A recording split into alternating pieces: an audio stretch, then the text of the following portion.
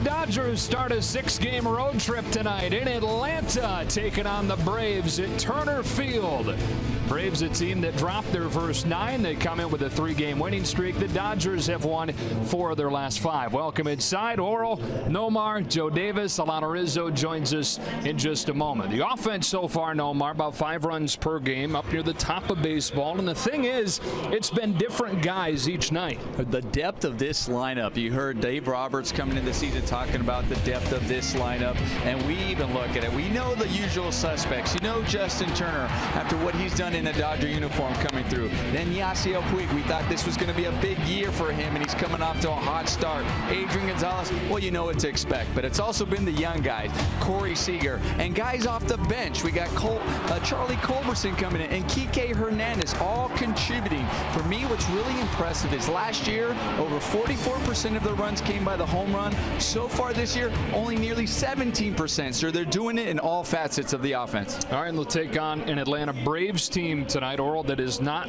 the Braves teams of the 90s, not even the Braves teams of a few years ago. Yeah, a few years ago, this team won the National League East with 96 wins, and as deep as our offense is as shallow as this team is now. They have lost so many players. Took them 10 games to win their first game, 0-5 here at home, so it doesn't really matter where they play, and the offense is bad. You're talking about guys like Jason Hayward are gone, Evan Gattis, Craig Kimbrell, their closer is gone. So when you talk about the Atlanta Braves now, we're almost going to have to introduce the team as they come to the plate. Yeah, it'll be the Braves and the Dodgers, a 3-game set, opening up the 6-game road trip, and it's Alex Wood, the former Brave, to start for the Dodgers.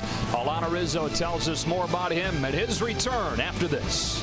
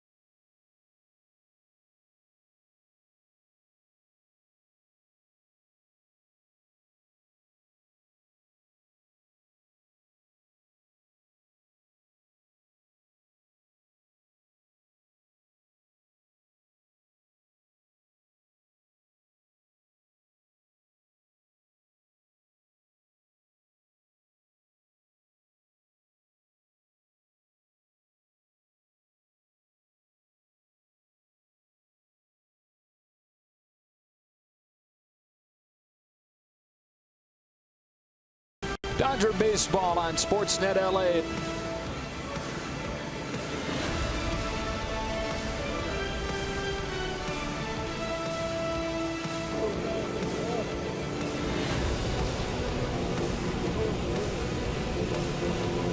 Ready to roll at Turner Field in Atlanta. Dave Roberts hoping his team can keep up the momentum that it built at the end of that homestand, winning 4 of their last 5. And here's the starting lineup the Dodgers will begin this series with. Chase Utley's at the top with Corey Seager hitting second.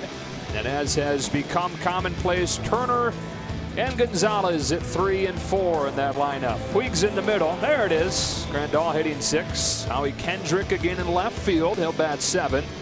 Joc Pederson in center hitting 8th, and Alex Wood against his former team does the pitching out of the 9th spot. That lineup goes against Williams Perez, a 24-year-old out of Venezuela who pitches today on 3 days rest. It's official because he's on the mound. Yeah, I know it kind of changed a couple of times, but Williams Perez, this is his second season with the Atlanta Braves, and you can see his ERA coming in with 7-0. His first 2 starts of the season got a no decision, and he comes at you with a fastball that has some really good sink on it. He's got a breaking ball, kind of a sweeping breaking ball, and a changeup. Changeup has some movement on it as well. He's not afraid to pitch to contact due to that sinker and also that sinking action on his changeup. So you mentioned the change in the starting pitcher. It changed twice actually. Over the weekend it was supposed to be Matt Whistler to start, but they needed to use him in relief on Sunday in an extra innings game in Miami. So they moved Julio Teheran up a day. He came to the ballpark sick, and that's why Williams Perez makes the start and delivers ball 1 to Chase Utley. You think when he got to the ballpark, they're like, hey, how you feeling? I feel good. Why? You're in there. Yeah, exactly. Yeah. Sometimes a surprise start can help a starting pitcher, especially a young guy like this. No time to get nervous. 2-0 on Utley. He was very familiar with this ballpark from his days in the National League East, playing for the Phillies. It's his 93rd game at Turner Field. Perez home with a 2-0. That's a strike, and it's 2-1. Chase Utley being a good leadoff hitter right there, trying to see more pitches in a 2-0 count. Didn't like it quite yet. A young guy he hasn't seen, so he's trying to get a good read on him.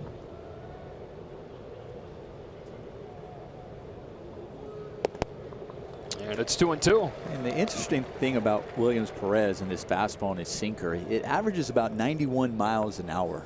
And he can actually get it up there to like 94, 95, but it has a tendency to flatten out when it gets up there, but it has more sink and more movement when he hovers around the 90 mile per hour. Chase Utley leading things off for the Dodgers. And pulling one to the ground is second for Daniel Castro. 1 away. Atlanta's got some defense out there, and Ibar at short is a new face that's really kind of holding a place. They traded Andrelton Simmons to the Arizona Diamondbacks, and they also traded for a #1 overall draft pick of last year, Dansby Swanson. So he's kind of just holding his place until Dansby's ready, coming out of the minors. But Atlanta in a full-blown rebuild mode. Here's Corey Seager. He jumps on the first one, flies it to center. Malik Smith, 2 up, 2 down. So the Braves started this season by losing 9 in a row. Only the 3rd time in their long, storied franchise history they had been 0-9. 1919 when they were the Boston Braves. And then in 1988, that included 6 losses against the Dodgers. That included a loss to you, Oral. I like that. Yeah. Glad you brought up a fond memory. Freddie Gonzalez, their manager. Braves went on to lose 106 games in that 1988 season, their worst year as the Atlanta Braves. As Justin Turner takes ball 1, and we all know what the Dodgers did to finish the 1988 campaign. The guy's wearing blue right now. It's been too long since they've had a world championship, and that's the ultimate goal of the organization now. There's such a storied past and so many great Hall of Famers and the rich baseball heritage of Los Angeles and Brooklyn. These guys want to get a ring. Justin Turner off of the hands into shallow right. Markakis coming on, sliding and making the play to complete a 1-2-3 first inning for Williams Perez. Well, we talked about the defense earlier. It's a little bit different, and Markakis makes up a little bit of that difference, but fine glove out there in right field.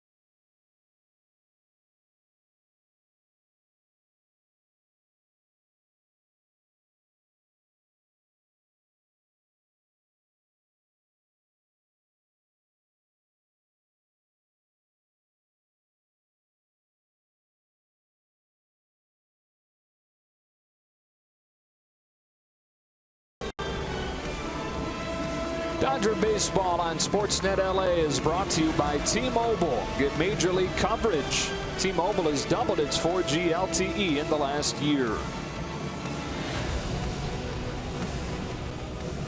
Back here in Atlanta, and Freddie Gonzalez sending a lineup to the plate that has started to produce over the last few games. They scored 6 runs in each of the 3 games in that sweep over the Marlins in Miami this weekend, and that corresponded with Nick Markakis moving into the leadoff spot. Braves are 3-0 since Gonzalez made that move. It was Ender Inciarte hitting leadoff, the former Arizona Diamondback, to begin the season, but he's out with a hamstring injury. So Markakis has stepped in.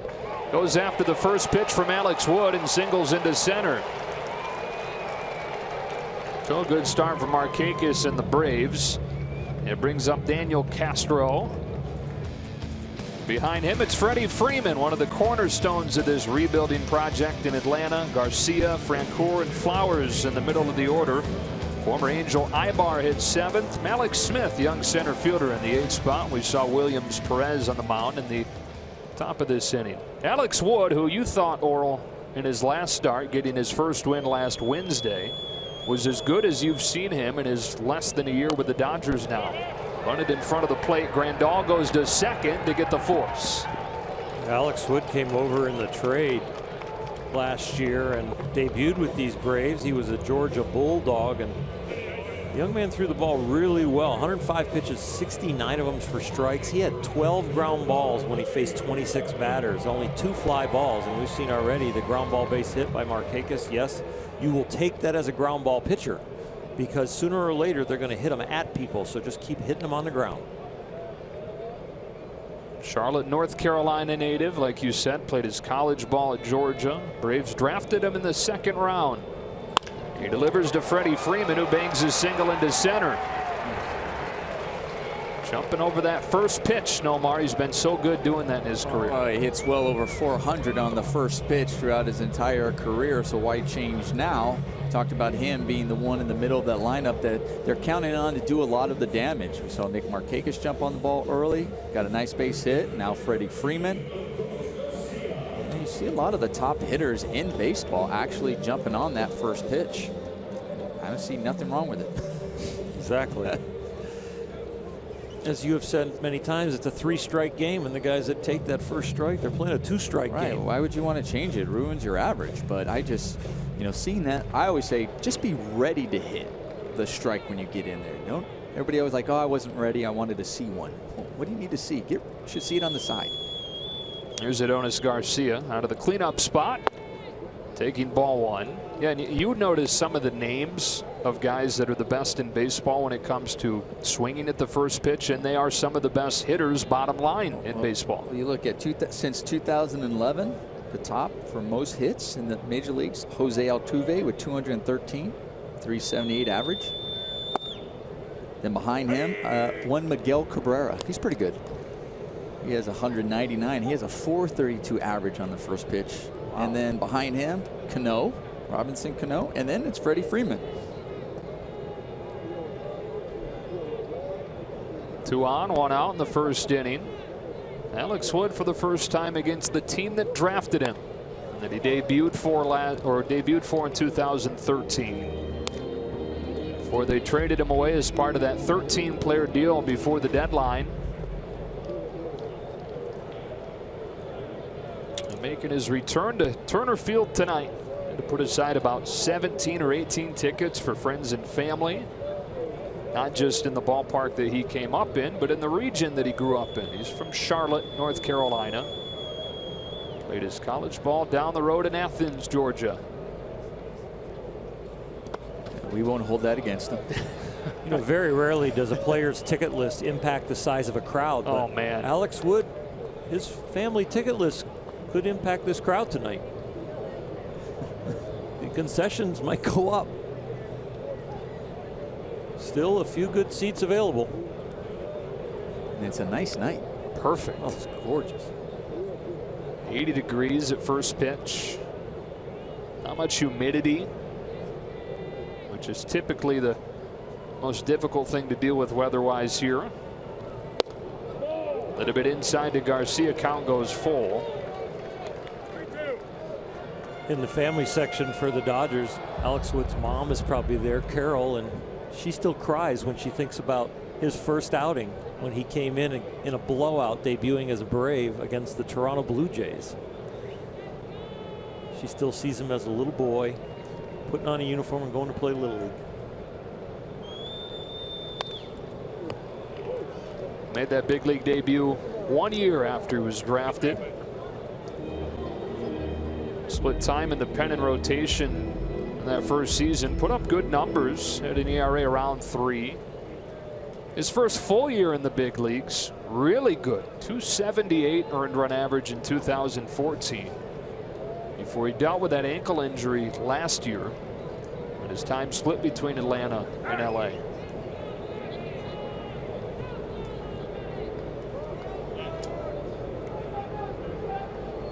Adonis Garcia making him work. 7th pitch of the at-bat coming here, with Castro at second, Freeman at first, and 1 gone in the first.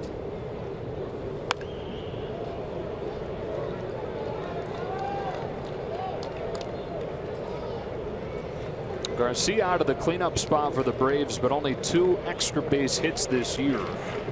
And this year and over the last 2 years, as they've had back-to-back losing seasons for the first time since the late 80s into 1990, that's been a big issue. The slugging. They're dead last in baseball again in that category this year. Just inside, and he's walked Garcia to load the bases. Well, playing behind the Dodgers today, see is their defensive makeup, and that's Howie Kendrick out there in left field. We were talking earlier about Eric Ibar for the Atlanta Braves playing the shortstop. Well, that used to be his double play combination back since 2006 all the way to last year with the Angels, but this is his 3rd start out there in left field. So far this year for the Dodgers, has seen that position more than any other position. Which he hadn't played since 2011. He was with the Angels. Here's Jeff Francoeur. Poking the first one foul. 32-year-old back in Atlanta this year. An old golden boy of the Braves. Grew up in this area in Lilburn, Georgia. He was a 1st-round pick in 2002. Debuted a few years after as part of that group of baby Braves, as they called him, in 2005. It was shipped away in 2009. Golfs this one in the air to deep right center. Puig back on it to the warning track to make the play, but it'll get the job done. Bringing Castro in from 3rd, and the Braves lead 1-0. Yasiel did a good job getting to that ball, that route. Because at first off the bat, it looked like it might have been in the gap, but it looked hung up in the air for him to get underneath it. But I'll tell you what was impressive after he makes this catch. Yasiel, he's going back, he makes the catch, and as his momentum's going still toward the wall, he reached second base on this throw. So he kept, granted the guy was tagging up from third, tagging up from second, but he kept the runner at first base right there with that throw. That was reminiscent of the Willie Mays throw that we see when he makes the great catch in the World Series in the Polo Grounds. Being able to throw it off your back foot like that, momentum going towards the wall. Talked about Jeff Francoeur coming back to the Braves, a team that drafted him. Same thing with Tyler Flowers. They drafted him in 2005, but he debuted with the White Sox. He came back at the start of this season, sharing time with A.J. Pierzynski, another former White Sox, handling the catching duties for the Braves.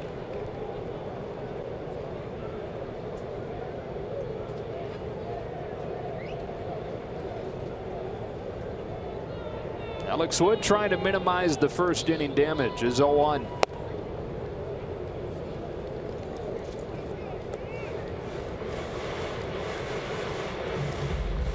Singles from Markakis and Freeman. Garcia walked. Francoeur bringing in the first run on the sacrifice fly. With men at the corners and 2 gone. Wood to Flowers with a 1-1 pitch. Base hit to right. RBI single from Tyler Flowers brings home Freeman, and the Braves lead 2-0.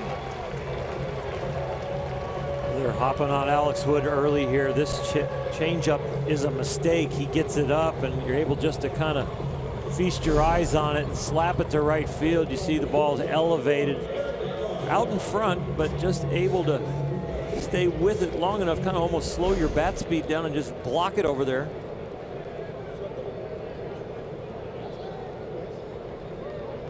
Fairly similar for Alex Wood, at least in how he's labored here, to his last outing, where he wound up finishing well, but he labored some over the first 2 innings. So he delivers a strike to Eric Ibar, where he threw 54 pitches in the first 2 innings and then settled in from there.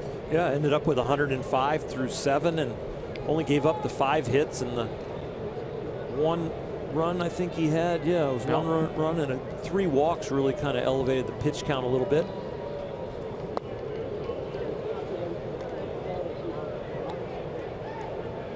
Said he thought his stuff was actually better in his first outing in San Francisco, but in his words, that's just baseball. His stuff is definitely getting better than what we saw last year when he came over and had a bad landing foot ankle and didn't tell anybody.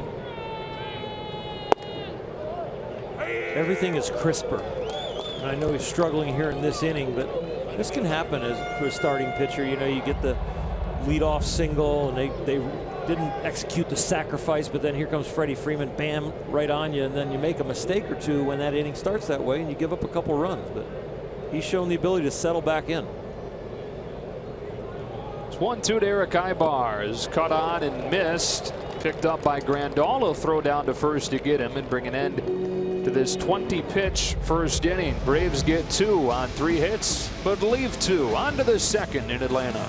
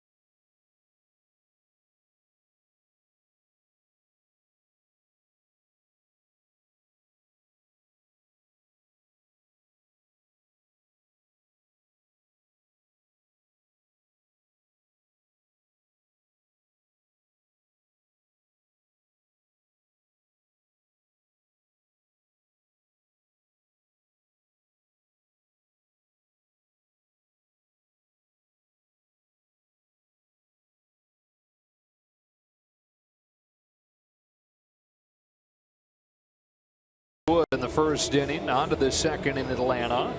Our closed captioning tonight is brought to you by Sideline. Add a second number to your smartphone. So now the Dodgers will try and back those 2 runs to help Wood out. Middle third of the order coming up against Williams Perez. Adrian Gonzalez to lead off the inning.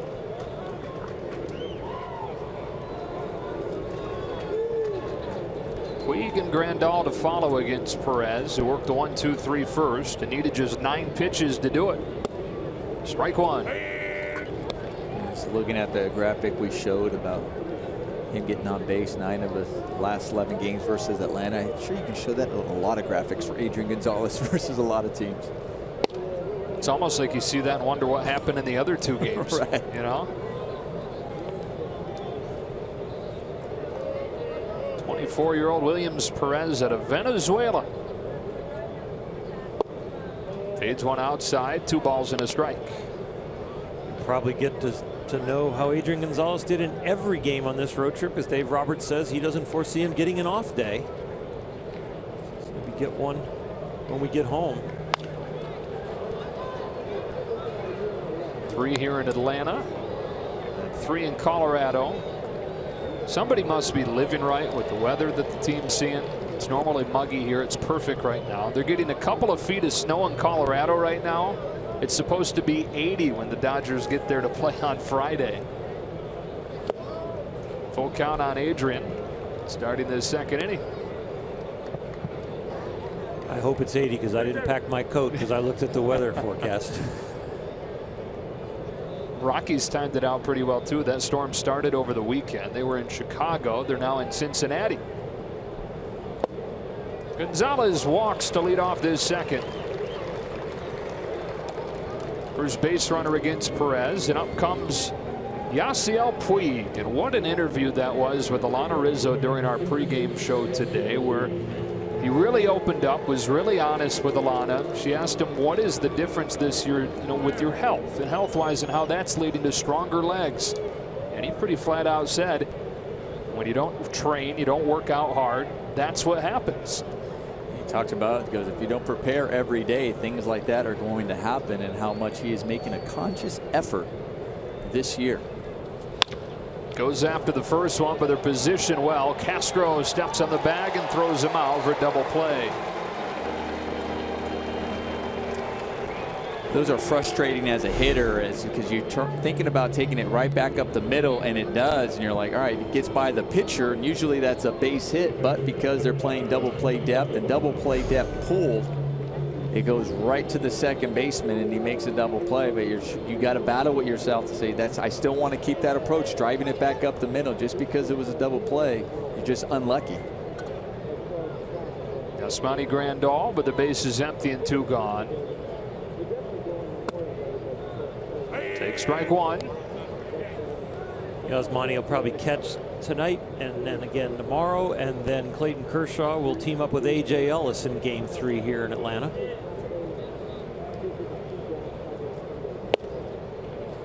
Grandal made his first back-to-back starts this season, Saturday and Sunday in the Giants series. His 4th start overall tonight. After starting the season on the DL with the forearm issues, he looked really good over the weekend. Reached base in each of his last 6 plate appearances against San Francisco.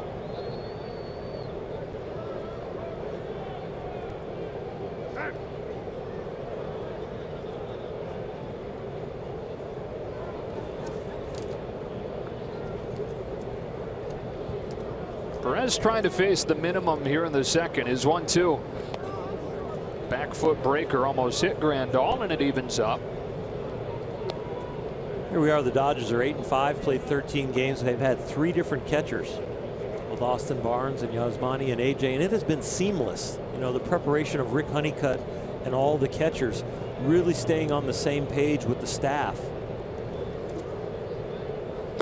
You don't hear any murmuring from the pitching staff about, I'd rather have him or this guy's not prepared. This guy's really good offensively, but he doesn't catch well.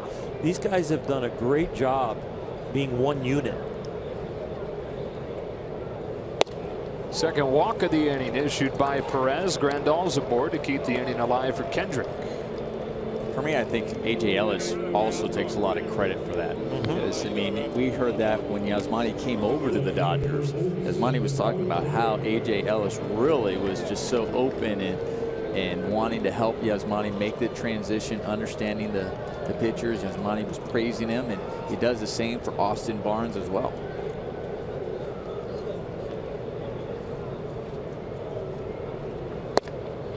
Ball on to Kendrick.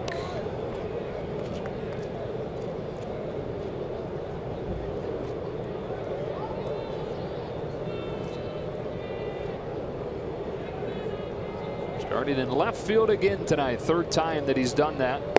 First time that he started in left since 2011 when he was with the Angels. Started 20 games that year out in left. It was part of the conversation when the Dodgers decided to bring him back this year. His willingness to play other spots besides second.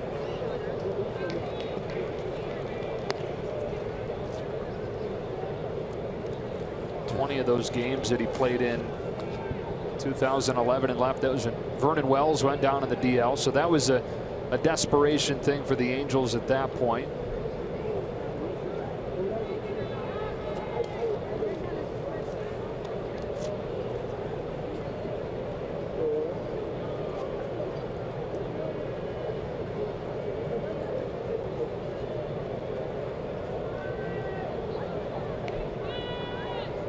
It's a 1-2. Throws that one away, and Grandal will easily move into scoring position. And it turns into a 2-out RBI chance here in the second for Kendrick. Williams Perez kept looking back at the mound as he came in to get the next ball, and this ball gets away, thinking like his footing, something he slipped on the mound. And as much as he missed by, it doesn't look like he had a problem with his footing, but sometimes you throw one that wild, you're looking for something to blame. Yeah. I wonder if that might have caught Tyler Flowers' hand as he went to go get that. It went by his glove. It looked like it came pretty close to hitting his hand.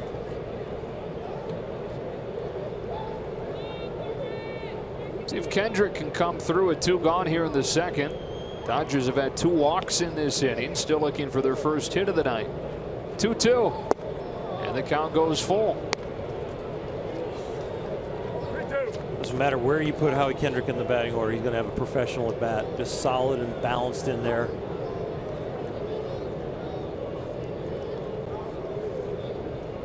Grandal at second with 2 away, and a 3-2 to Howie. Fastball painted over the outside edge for strike 3. First strikeout of the game for Williams Perez. The Dodgers leave a man at second and trail 2-0.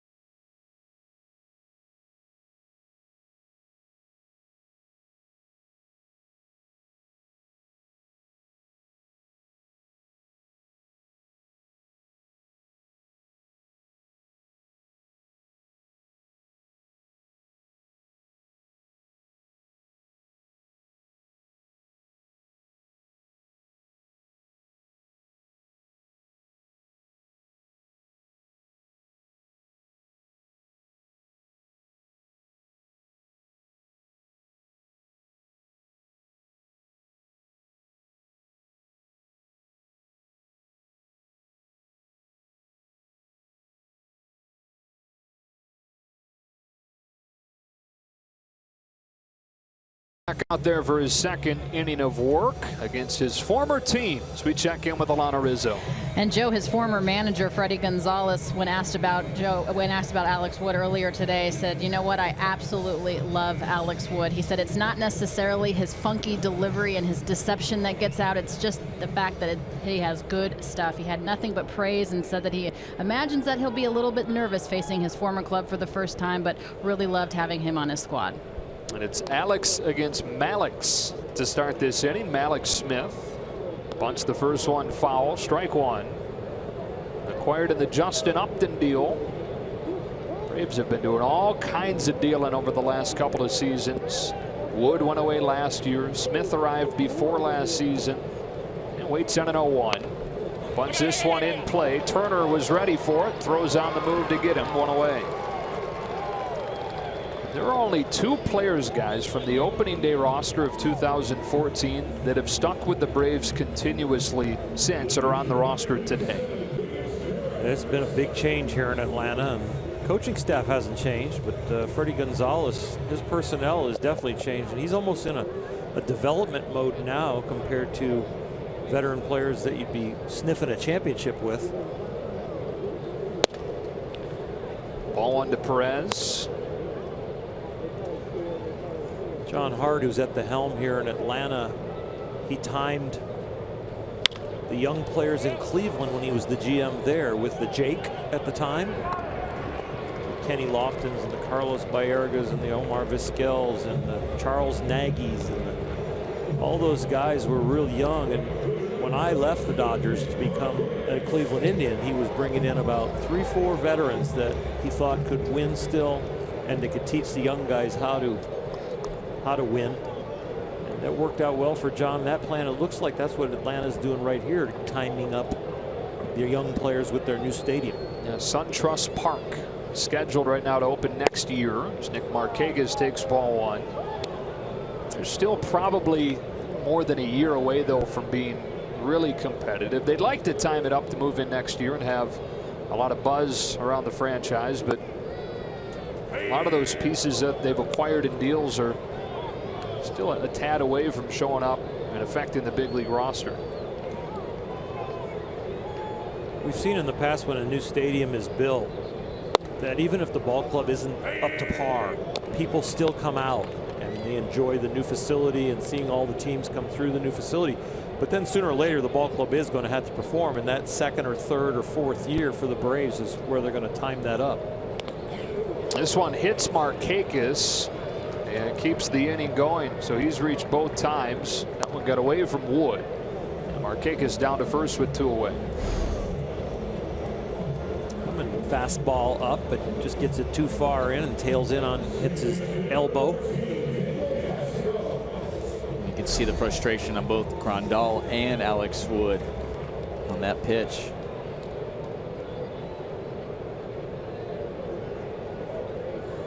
Daniel Castro, who tried to move Markakis over after Markakis had singled in the first inning. Grandal made a nice play through to second to get the force out. Takes ball one.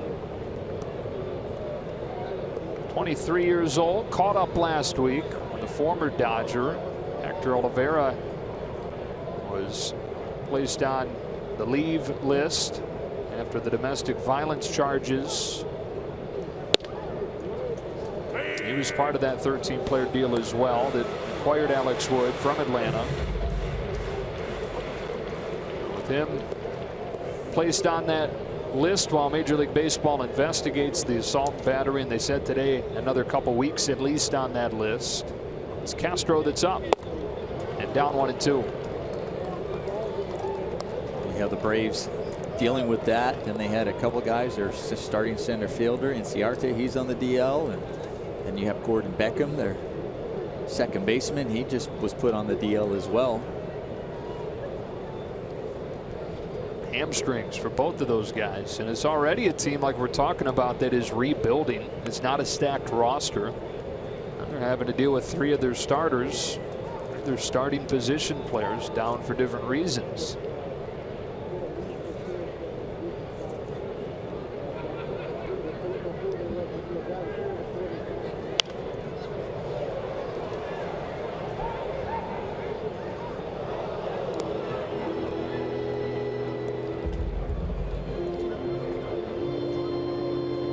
I think it's okay for organizations to go through the rebuilding and grooming their young players and maybe signing some borderline veterans to be placeholders, but just baseball has to watch out for organizations that, you know, get labeled with tanking compared to rebuilding. And it's a hard line to draw, I think, to have a collective bargaining agreement between the clubs and the players that kind of can make a rule for that. There's been success recently in baseball, whether it's tanking or rebuilding, however you want to phrase it, but with the Royals and the Astros and the Cubs and the Braves trying to follow that model. Castro on a line to right for Puig to bring this second inning to a close. A bit quieter inning for Alex Wood to settle into this one. We hope you are too, as we go to the third in a 2-0 game.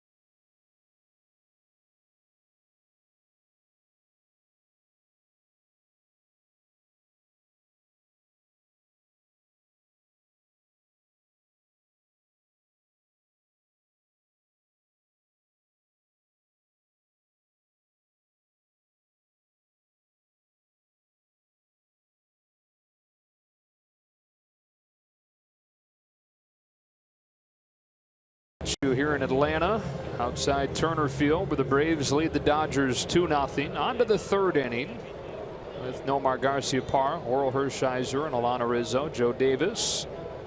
The start of this 6-game road trip. 3 here and 3 in Colorado. 8-9-1 for the Dodgers in this inning against Williams Perez. Joc Pederson stands in first. Takes ball 1. Responded to his tough night Saturday with a home run on Sunday. Dodgers needed that home run in the win against San Francisco. And showed some nice signs of maturity, the ability to persevere after what was a really frustrating night for him, leaving some opportunities on the table in a 1-run loss. Yeah, when you had that runner at third base, the tying run at third base with less than 2 outs, he ended up hopping up and he was frustrated. And they talked to him and he says, listen, I was just trying to shorten up and go up the middle. And, you know, a lot of times we've seen that big swing from Joc Pederson, and we talked about that's kind of his maturity. And we have seen signs where he has shortened up, where he's using the opposite field more, where it's not always a swing and all for nothing. But he still is trying to minimize those swings and misses. Takes this one low, and it's 2-2. And he said after the home run that the home run was the last thing on his mind. And a lot of times that's the idea. If you have the right approach and the right, why we emphasize thinking the other way or taking it back up the middle. Well, the more you're just keeping that actually keeps your body in line of what you're trying to accomplish. Home runs will come. The power will be there, but the more you have a consistent at bat and put a consistent swing on it, it gives yourself a better chance to have more home runs that way. Well, they count the same whether you hit them 360 or 420. And Joc swing usually looks like he's trying to hit it about 450 feet. Working a good at bat here, and for him, guys, you got to remember that the power is not something he's always had. You go back to high school, and it wasn't until his junior year that he even hit a home run. And even after that, after he hit that first homer, he was still mostly a line drive hitter, even when he first began in pro ball. And he started to develop that power. Well, even those last two swings right there. I mean, he has 2 strikes. It's a 2-2 count. We've seen Joc last year where you couldn't tell if it was a 2-2 count. It'd be the same exact swing where it's really big, and you see him almost on there where he'd really normally be pulling off, his front shoulder be flying out, and his body would be kind of going toward first base. So now just already we've just seen just the difference with 2 strikes, kind of that protection mode, which you're supposed to be. And I'm not saying he's just, you know, taking a weak swing at it, but it's more about making the contact first before worried about how far it's going to go.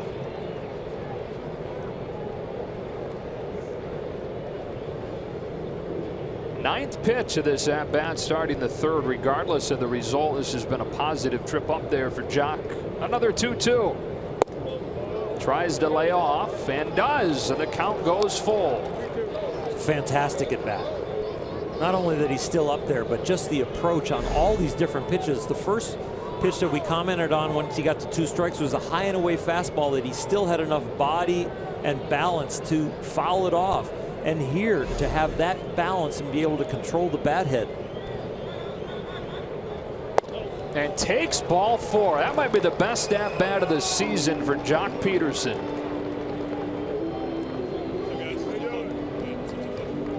Well, Dodger fans get the best seats at the best price with an 11-game pick'em plan. You can guarantee your seats to Vin Scully's final season. Lock in all the great giveaways like the Vin Scully Avenue t-shirt. Vin's got a bobblehead this year. The Vin Scully Appreciation Day. You get tickets to that as well.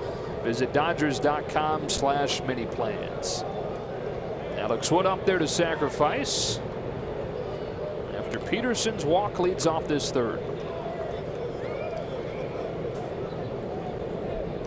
Well, if the Dodgers got the leadoff runner with the base on balls last inning, were unable to score.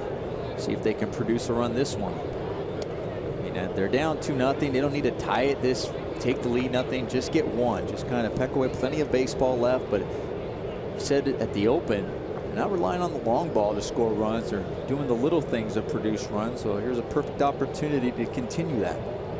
Well, the little thing is Joc getting that walk, because now you get Alex Wood up there doing his job. If he can get the sacrifice down,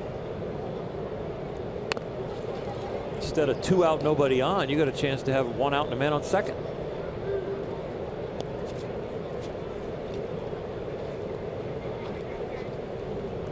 Or as a pitcher, you know, always ask to bunt.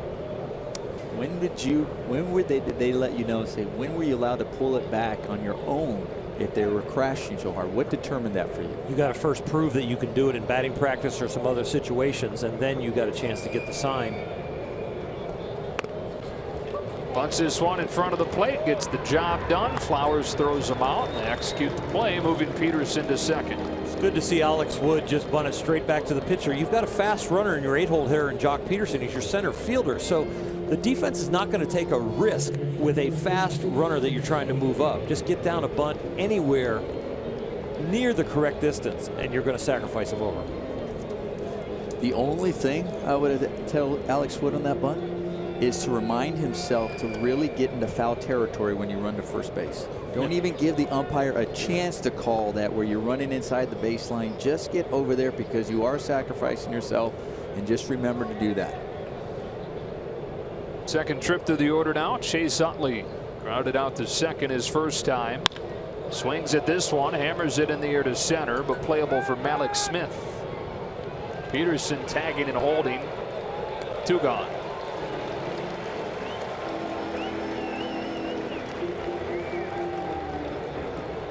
So it'll be up to Corey Seager as the Dodgers try to take advantage of the leadoff walk and the executed sacrifice. Corey flied to center his first time. Back in his home region, he's from North Carolina. Here it is, rookie season. Still yet to turn 22, though that birthday's around the corner. 24-year-old Williams Perez.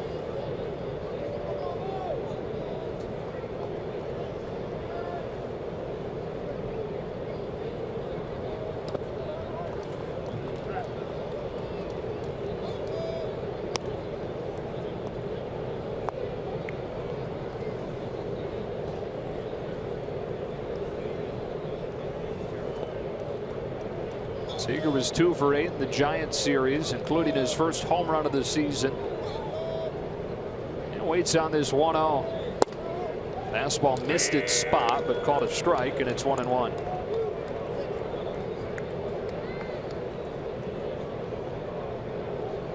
'18th overall pick out of high school in North Carolina 4 years ago. Nice take, 2-1. Fastball changeup combination coming from Perez. And the changeup and the fastball looked the same coming out of his hand. That's what's impressive about Perez. So he does, we talked about him pitching to contact, but when they look the same, that's when he gets these miss hits and ground balls.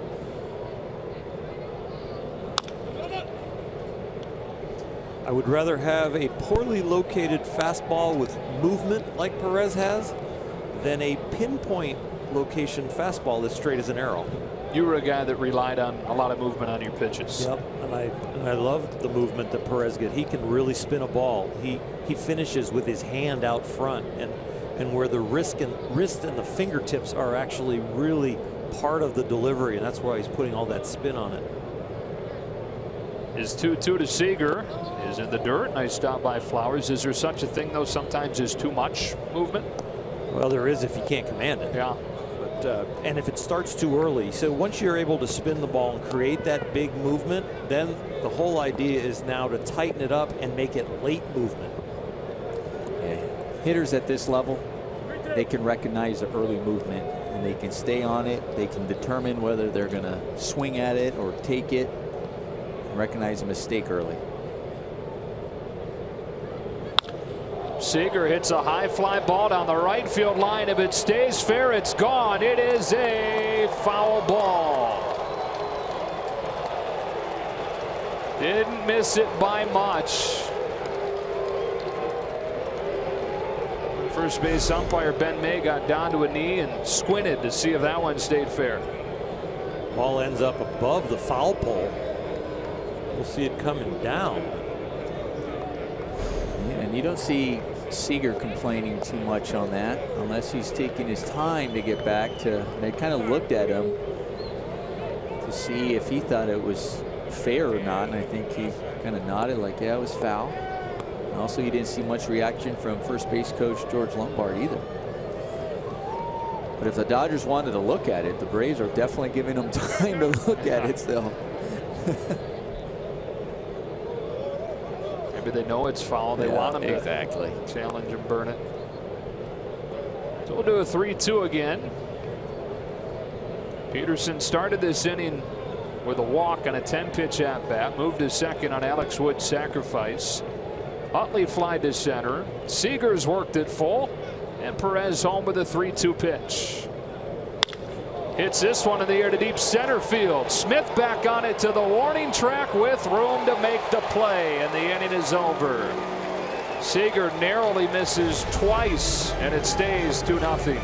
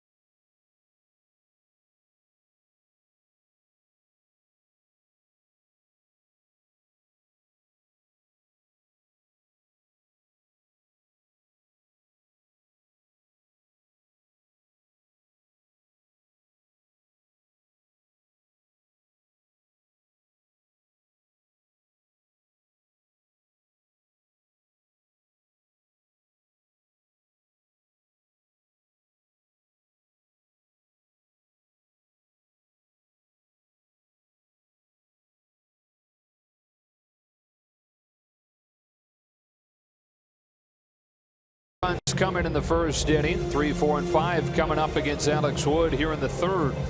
And it's Freddie Freeman who singled and scored the Braves' second run in the first to lead off.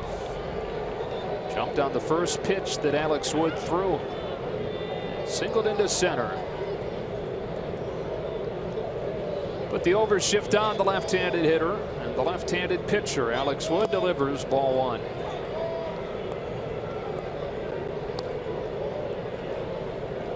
Freeman, 26 years old, in his 6th year as an everyday big leaguer now, and one of the cornerstones of this rebuild.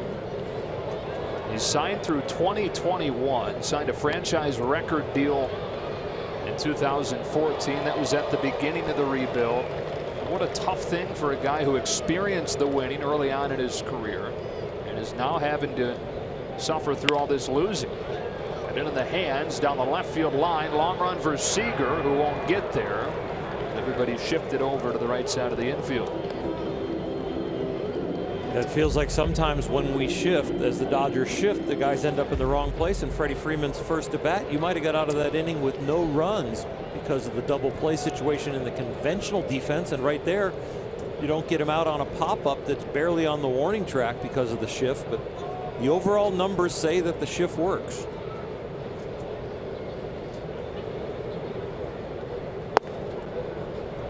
The overall ones? Yep. Which overall ones? It would take too long to explain. I know what part of the argument you're on. Here's the thing, though. I mean, we notice the shift when it gets beat. Exactly. Right. You know, it's like officials in football or even umpires in baseball. You notice them when they make a mistake. Yeah. And it seems like it's a mistake when the shift doesn't work, and so you remember it longer and it hurts more. Bounces it to Adrian Gonzalez, who is hugging the line as part of that shift. One away. So I just want to know this. Well, I want to know the numbers. Well, you hate numbers. No, when you're talking about the numbers say the shift works, right. You want to see, okay, how many times they were out if that's not the normal position. Not, and what I'm saying is there's a difference between a shift and a pull. When you're playing somebody to pull and you're an excessive pull, yeah, because don't give me that. Well, that's not normal. Like, what is normal? Well, that's all I'm saying. And then when you have men on first, the other issue I have at times with the shift is when there's a man on first base and they shift, and we talk about a routine ground ball. Well, whenever there's a shift, like a routine double play, there is no such thing as a routine double play in a shift. Wood plunks Adonis Garcia. And so one out base runner for Atlanta. Got a couple pieces of people here. Got Markakis, and now it gets Garcia. Got an upper extremity and a lower extremity today. Reminds me, by the way, this is the anniversary of the game where you hit 4 batters in one game. Houston Astros. This day in 2000. Were you just in a bad mood that day, or what was going on? I had an ailment that I really didn't tell a lot of people about. And it wasn't an ailment of, oh, I like to hit hitters. Okay. I had a this could be new public. No, it's not a big deal, but I had a floater in my left eye. I had an eye injury and a floater, and so every once in a while the piece inside my eye would get across the lens and I couldn't see home plate. And finally it scarred down. And the floater scarred down, and I never had it. But yeah, on that day it was really bad.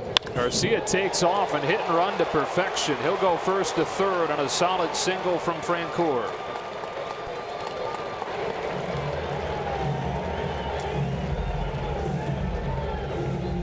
Once again, jumping early. Francoeur swinging at the first pitch, driving it to the right side as Garcia got a tremendous jump. Usually a right-handed hitter sees something like that and would take it and want him to get to second base, get in a scoring position. But Francoeur jumping on that first pitch, and now they have a man at third with less than 2 outs. As they come to a floater.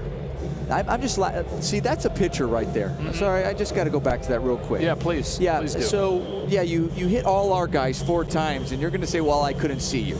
I just couldn't see the plate, so that's why I hit you 4 times, because well, I didn't. Every time the floater got in the way of the lens, I didn't like hit a batter, but I'd throw a pretty bad pitch. Well, that's just a lot of them miss people. Just say they didn't get out of the way. Well, that was my usual excuse. Did you have something against Richard Hidalgo, though? You hit him. I hit him twice or three times. 3 times, and then he got hit again later in the game. Swing and a miss by Tyler Flowers. Right. Yeah. Man. I'm sure Richard Hidalgo's listening right now, saying, like, so maybe he doesn't dislike me. He just had a floater. No, he's probably going, yeah, I'm going with the floater. Here's whatever, Oral. That's what he's saying right now. The thing about hitting a batter, you don't want to tell him you didn't do it on purpose. You want to at least gain some advantage. Right. Flowers singled homer on his first time. Wood comes home with an 0-1. He fouls it back, strike 2. So here's where Alex Wood can pitch to try and save that run on third. I think this early in the game, you're trying to stay away from the risk reward of, I got to save that run, I got to save that run, and all of a sudden the game blows open on you. But once you get the 2 strikes, the 0-2 and the 1-2 pitch right here, if he gets to that count, I think you do take the opportunity to go for the strikeout. But early in the count, to build it to 0-2, I think you're just looking for the double play or you're looking for an out. Randall set it inside, and 0-2 to the back foot for ball 1. I think, again, he can throw a pitch that he thinks looks like a strike out of his hand, ends up a ball going for the strikeout. But if he gets the 2-2, then you got to be looking for one of those ground balls that he is so good at getting.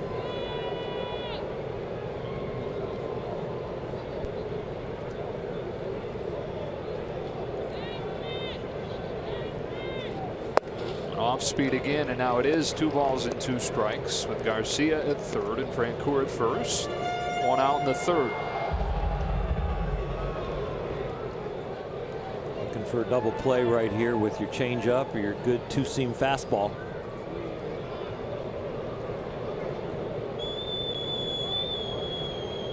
Good candidate for it at the plate. Flowers doesn't run particularly well. And a base hit to right. Second time Flowers has gone the other way for an RBI single. Garcia's in, and it's 3-0 Atlanta.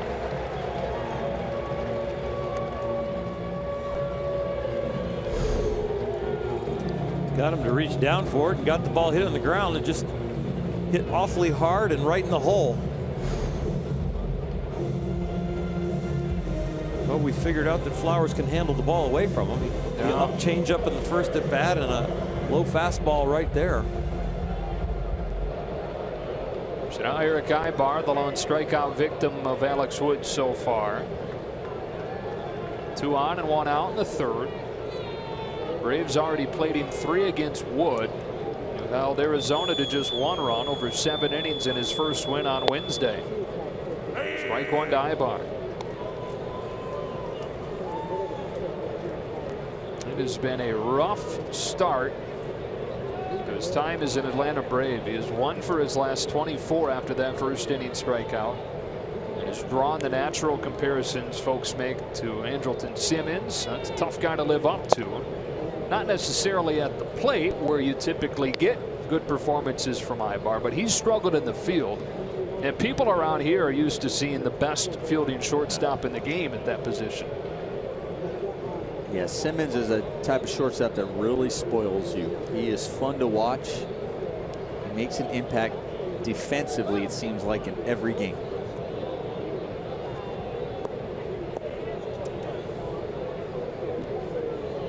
Again, part of that rebuild for Atlanta. They got back a couple of top pitching prospects along with Ibar in that deal. It's 1-1. It's hung up there, but it's a strike, and it's 1-2. It's one you're just glad to get back from your catcher and that you're not backing up third or home.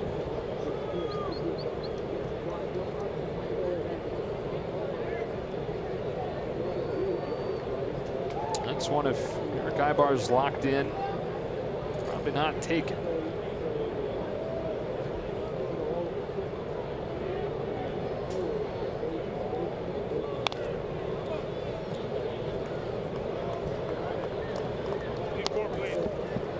Years with the Angels for him. Bottom line for him and the Braves, he's just a good fit for what they're trying to do, and that his contract is up after this year. Dansby Swanson, Ozzie Albies middle infielders coming up through the system.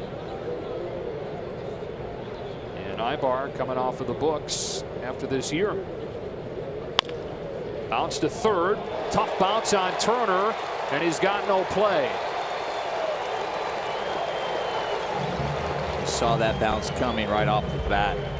You see that high hop right off the dirt in front of home plate. And when you're at third and you're like kind of that double play depth, you almost sometimes feel like you're in no man's land. Like there's going, okay, you try to put yourself in a position where, do I get close in front of the grass, or do I go how far back in the dirt but still in double play depth? And when it's high off that front, the dirt in front of home plate, and you know it's not going to hit grass, and the next bounce is on the dirt, you know you're caught. You're in trouble, because you're going to get that in between hop, just like the one Justin Turner got. So the base is now loaded for the Braves. Francoeur at third, Flowers at second, Ibar at first. Atlanta trying to break it open against Alex Wood. His first one to Malik Smith is swung on and missed. Nice pitch for strike one. Smith grounded out to third his first time. First couple of weeks in the majors for him. He is 3 for 24 so far. But a golden opportunity for him in the third inning.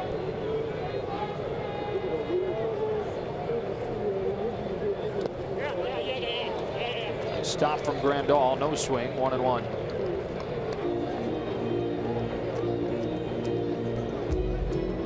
It's an interesting defense the Dodgers are playing, because Mount Smith runs so well. You really can't go for the double play up the middle unless it's just hit really hard. You got Jeff Francoeur at third. They might come home. That's why they're kind of halfway. They also put a deke on Justin Turner at third to eliminate the squeeze. They know, let's not forget, Malik Smith, his first at bat, tried to bunt. It was a nice play by Justin Turner to get him at first base, so they know he's not afraid to bunt. So that's why you're thinking about, well, there's a possible squeeze attempt.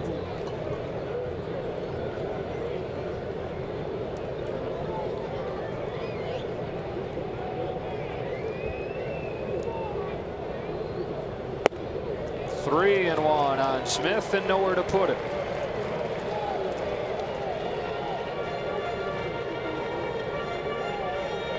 Actually trying to pitch this at bat to strike him out.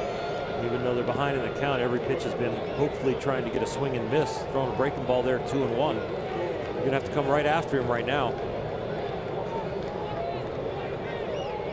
3 balls and a strike on the 8-hitter Smith.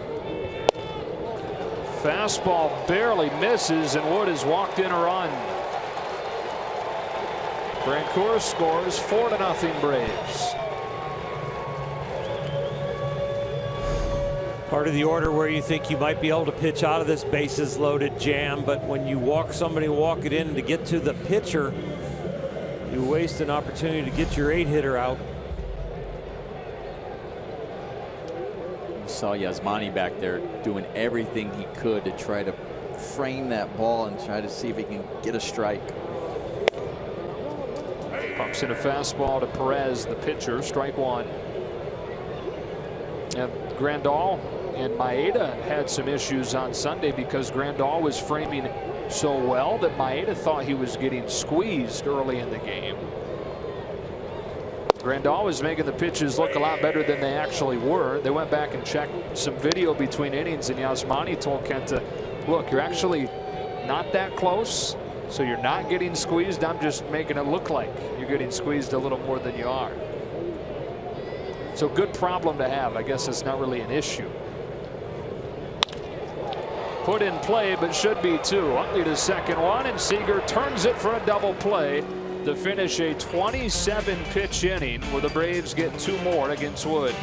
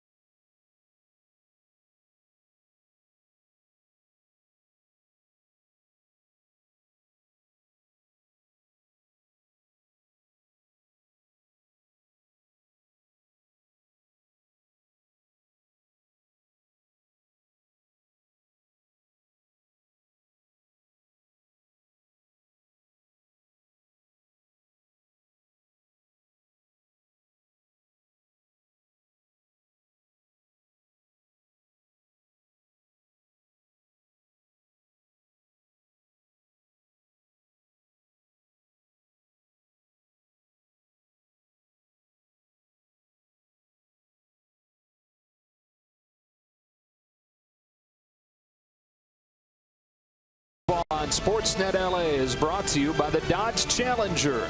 Test drive one at your local Dodge dealer today.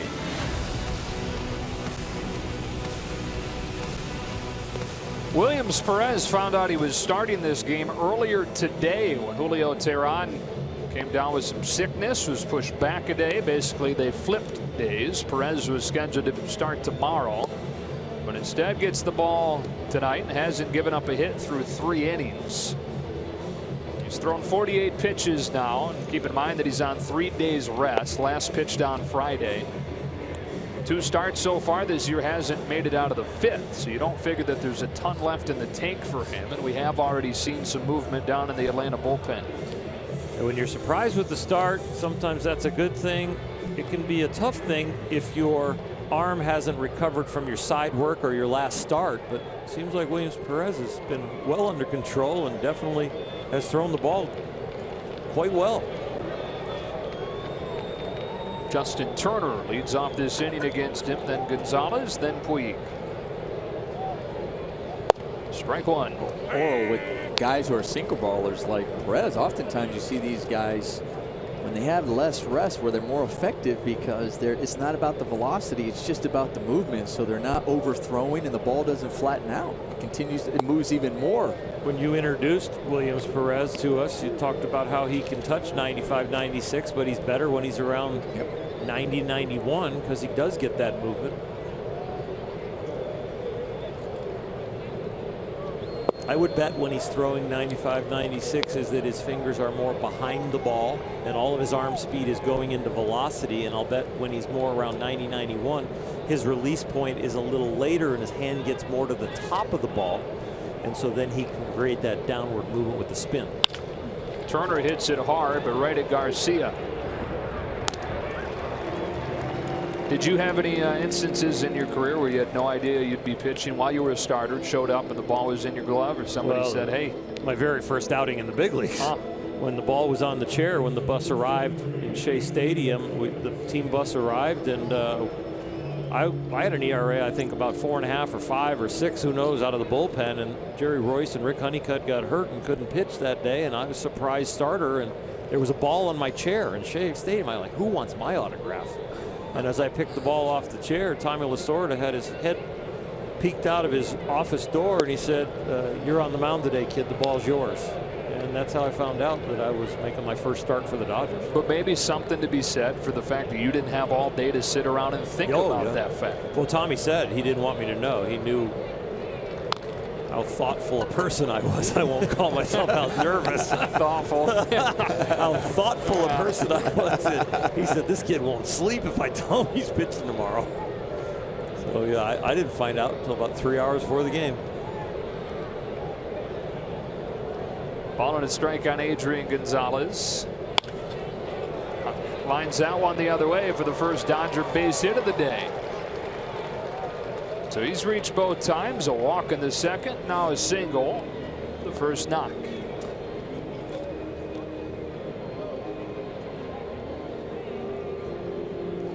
I put him into the stretch. He hasn't been in the stretch the whole time. Yasiel will get the benefit of him trying to get his mechanics right from the stretch, maybe catch up to a mistake. Grounded out his first time into a double play. The Cubs are the only team that Puig has been better against than he has against the Braves. And there is a bullet into left center field. Back-to-back singles after the Dodgers go the first 3 innings without a base hit against Perez. Well, we've seen the Braves be successful on the first pitch, and Yasiel, we know he has success on the first pitch as well, not wasting any time, gets a pitch, he can drive, and he does so.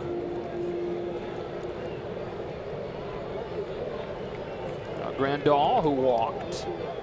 One of 3 free passes issued by Perez, who it looks like is going to be finished. Here comes Freddie Gonzalez. Thank goodness for that off day yesterday for the Braves. They used 7 pitchers on Sunday. That included having to use their scheduled starter for today, Matt Whistler, who's pushed back to Thursday. So the bullpen needed that day of rest. Williams Perez leaves, pitching today on 3 days rest, throws 56 pitches and leaves with runners at first and second.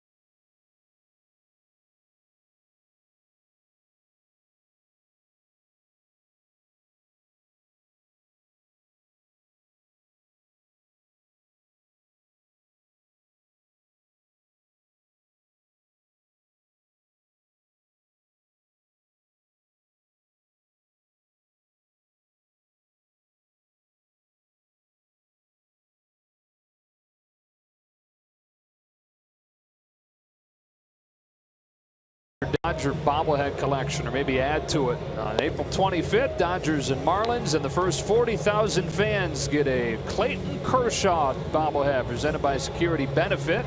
Go to Dodgers.com/promotions to learn more. Into the Atlanta bullpen, it's Ryan Weber making his 2016 debut. Made his major league debut last year as a September call-up. Comes in trying to protect the 4-0 lead, but with runners at first and second. The red-hot Yasmani Grandal coming up. Back-to-back singles from Gonzalez and Puig to chase Perez from the game. Strike one to Grandal. Come into this series, and it took the Atlanta Braves 10 games to win their first game, and the Dodgers playing well right now. Game hasn't started off, or the series hasn't started off the way they wanted.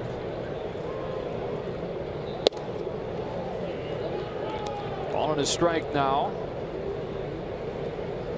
You don't want to sleepwalk through a series like this and miss an opportunity to play the Atlanta Braves right now the way they are configured. You're coming off of the ultimate high of playing your rival in the Giants, and even before that, divisional rival in the Diamondbacks. You go from that to a team that started the season 0-9. It's only human nature to let up a little bit. They're trying to guard against that. You've got to find that edge in every game and every place you go. And it's actually, you almost have to, for me, when I come into a stadium like this where the fans were not energized, there's not many people in the seats, you have to find something personal to kind of wake up your emotions, that adrenaline, so that you can play at your highest level. Yeah, it's a little different when you're coming, let's not forget, you got a long road trip. You're going from coast to coast, which is a factor. That affects your body. So there are it's different when you come into a stadium and it is packed. There's that natural adrenaline that comes, even when it's for the opposing team. Grandal hits it hard, backing Freeman up. He goes to second for one, and that's all they'll get. Grandal reaches on the fielder's choice, and they're at the corners with 2 away. Yeah, you got to generate your own energy in this place tonight.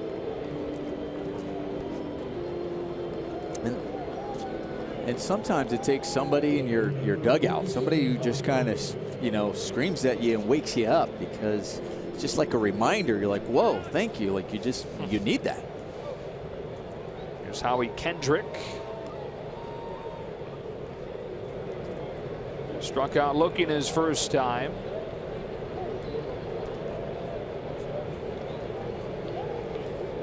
First one from Weber. He lets the bat go up into the screen, comes tumbling down into the first row It does stay out of the seats on strike one.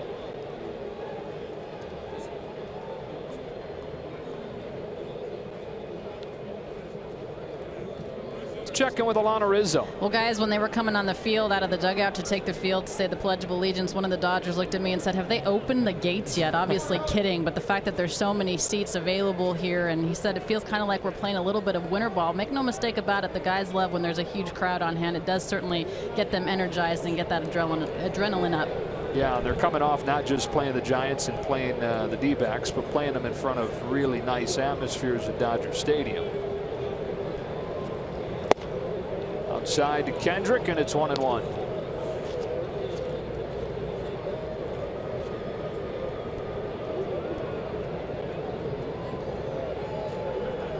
Dodgers at the corners here in the fourth inning, trying to break that scoring seal. Kendrick fouls it off, and it's 1-2. Yeah, it's moments like this where you're going, okay, you're looking for that hit, you're looking for that spark, you're hoping that, you just kind of sit in the dugout going, all right, things are just kind of going along, and next thing you know, if you're not too careful, you're going, like, before you know it, you're like, we're down 4 and it's the 8th. Now you have to be ready. So they've had some opportunities to knock some runs in. Kendrick tries to lay off, but can't, and the inning is over. Second time he's been punched out today, and they leave runners at the corners, still trailing 4-0.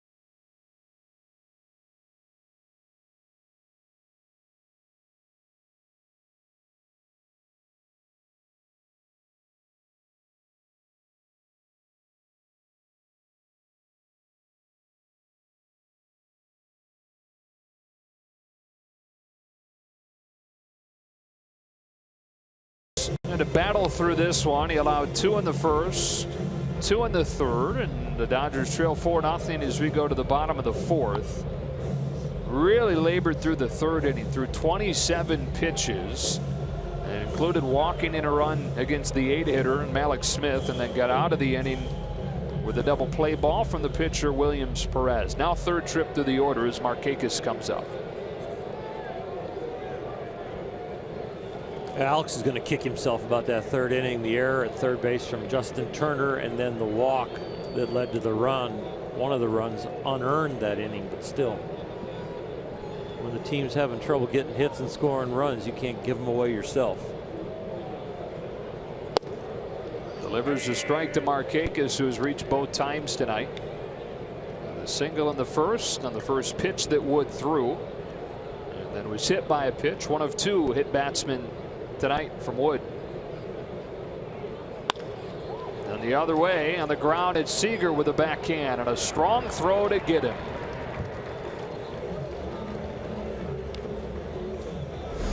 Corey Seager does a nice job on this ball. Nomar going to his right, gets his legs back underneath him, and then that strong, accurate arm. He doesn't have to get everything into his arm to get it over there to Adrian. What impresses me is that when he threw that ball, like when you see it, you're thinking, okay, because he's so tall, you're going, all right, he's throwing it down, it's going to go in the dirt. But he has an arm. There's carry on his ball.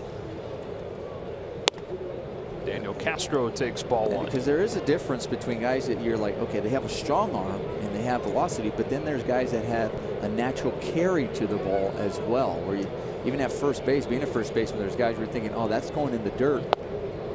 And then you're like, oh no, it's staying up, it's not going in the dirt, and it reaches you. Something you can teach, or is it just a natural movement? No, it's not really. It's almost something where they also put so much spin on the ball too, behind the ball, that creates that carry. It's like when we say when a ball is hit off the bat, if the ball has backspin and it carries out of here for a home run, compared to a topspin line drive that drops. They really get the rotation on the seams and cuts the air, makes the air lighter, so the ball doesn't go down as much. 1-2 on Castro, who's 0 for 2 today. Reached on a fielder's choice and scored back in the first inning. Alex Wood, drafted by the Braves in the 2nd round, out of Georgia.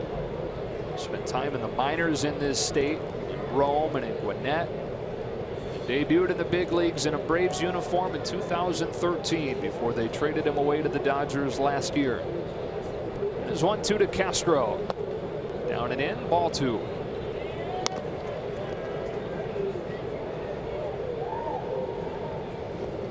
Wood exactly 500 in his career still. 27 and 27. He's at a 500 record all 4 years that he's been in the majors.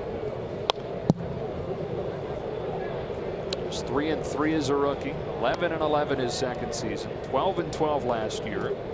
And he's 1 and 1 to start 2016.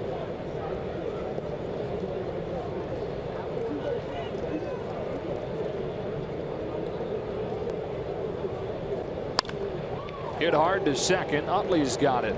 2 up, 2 down. You know, a guy like Alex Wood, he's pitching in the big leagues, but he's still working on his dream. You know, guys don't lay awake at night as a 12-year-old with their ball and their glove in their bed, slapping it in there, thinking, I can't wait to be a guy who competes for the 5th spot for the Dodgers. I can't wait to have a 500 record when I get to the big leagues.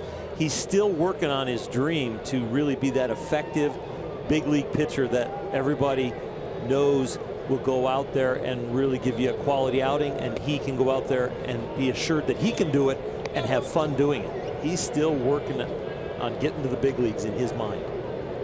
He's a big leaguer, but he's working on that dream still. Faces Freddie Freeman and falls behind him 2-0. What a weird thing it has to be for Wood tonight, though, to pitch in this ballpark where he came up. The last time that he pitched here was against the Dodgers in a Braves uniform back in late July, but a week before he was traded. Now here he is back with his new team, facing his old team, facing a guy that he was in the clubhouse with for several seasons, in Freddie Freeman here. And bringing a 2-1. 2-2. You know, when you're on the charter in our section, and the first class section is, you know, most of the management guys, and Dave Roberts kind of ventured back into the back of the plane and said, you know, I went back to visit with Alex and see how he was, and excited about coming to pitch against his old buddies and coming home. And he said he was very excited and couldn't wait to get out there today. 17 tickets put aside, friends and family. Friends from here in Atlanta, family from North Carolina. Trying to work his first 1-2-3 inning of the night. Man, a breaking ball barely misses. It's his 3rd free pass. I don't mind that walk. Freddie Freeman, if you look at this lineup, he's got to be the last guy that beats you. You're going to let the other 8 batters beat you, so you're down 4-0, and you don't want him to all of a sudden get a 2-out solo shot, so they pitched him tough and let him stand over there at first base. Now you got to get Garcia out. Walked him and hit him. Into the part of the order here, really, from Freeman in the 3 spot through Flowers in the 6 spot. Wood has had all kinds of problems with tonight. Got Freddie Freeman to ground out. That's the only time that he is officially retired one of the hitters 3 through 6 in the order. 4 hits, 2 walks, and a hit batsman in that group. Cracked in the ground is short, off of Seager and into short left. Freeman will take third. Garcia rounds first and holds, and the inning kept alive for Jeff Francoeur. They rule it a base hit. No, they actually rule it E6. I was going to say that was a very forgiving base hit, but I guarantee you Corey Seager will say he should have had that ball, and he should have. That was just one where he just simply misplayed. Second error of the night on the Dodgers. That one there, and then there was the one on Turner last inning and a tough bounce. They came into the game only 4 errors total over the first 13 games this year. That was tied for the fewest in the majors. Yeah, they were, as far as fielding percentage, they were first in the NL coming in today's game. Seen a couple of mishaps. We talked about just the energy in the Dodgers. They seem kind of flat, and also we've seen that kind of a little bit in the defense as well.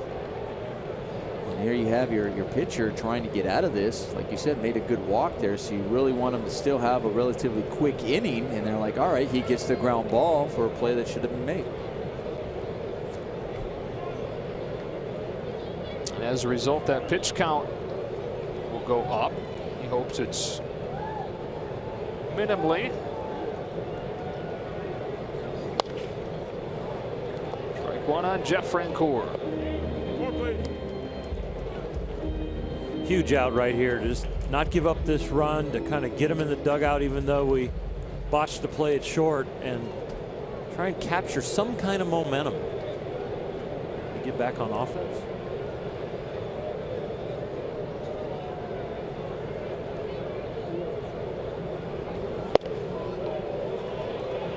As a starting pitcher, you feel like there's 5 or 6 pitches and there's 5 or 6 batters that are just key that you're going to run into in an outing if you pitch 6, 7, 8 innings. And this is one of them. I mean, the walk to Malik Smith was one of them. He had a chance to get out of that inning with no runs if he can get him out. Francoeur makes him pay with a single into center. So after he retires the first 2 men of the inning and gets 2 strikes on Freeman, a walk to Freeman, an error on Corey Seager allows Garcia to reach, and Francoeur with his second base hit of the night. 5 or 6 of those battles, and you got to win a majority of them to have a really good outing. You can lose 50% of them and still win the game if your offense picks you up. But right about now, Alex is thinking he hasn't won many of the battles at all.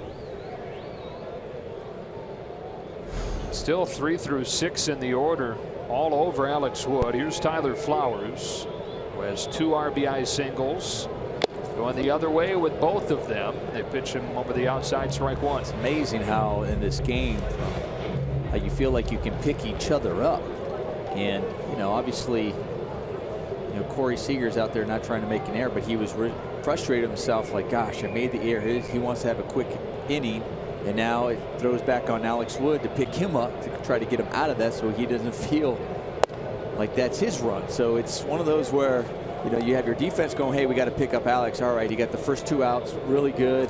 Understanding walking Freddie Freeman or not giving him anything to hit to do any damage. Now let's pick him up. All right, we made a mistake. Now Alex Wood to turn to pick up his teammate and unable to.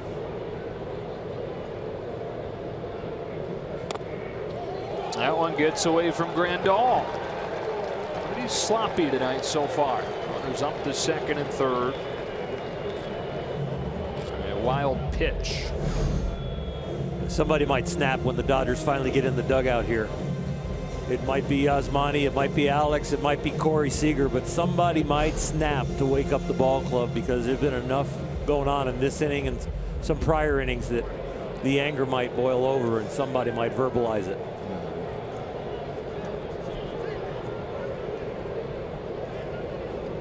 Have changed it to a pass ball. I think that's the right call. Yeah. Flowers hits one to first that Gonzalez knocks down, throws across his body late.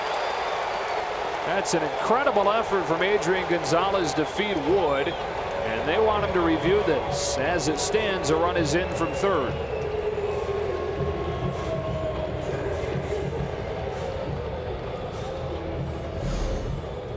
Well, this ball was hit hard the opposite way. Adrian does a good job just knocking it down, and you see Alex, that kind of slight hesitation to try to get there and then slowing down because he was trying to see Adrian, who actually got that ball and threw off the run.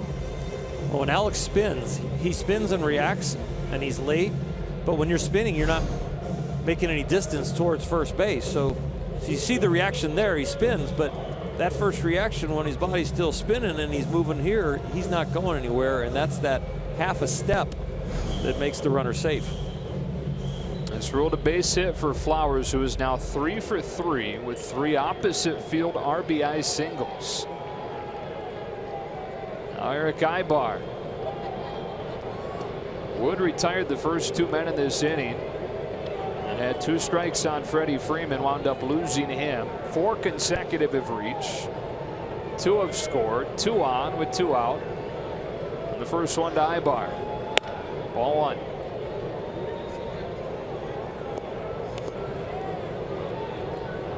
"86 pitches through 3 2/3. Part of that has been the defense letting him down. A couple of errors tonight. Wood has not been as sharp as 1-0.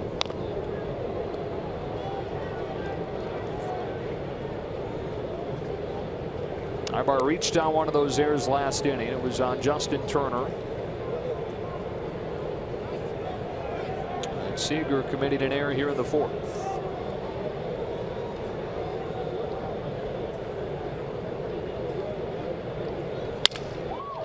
On the ground to 3rd, Turner's got this one cleanly and goes to 2nd to retire the side. 2nd or 3rd 2-run frame of the night for the Braves, and it's 6-0 as we go to the 5th.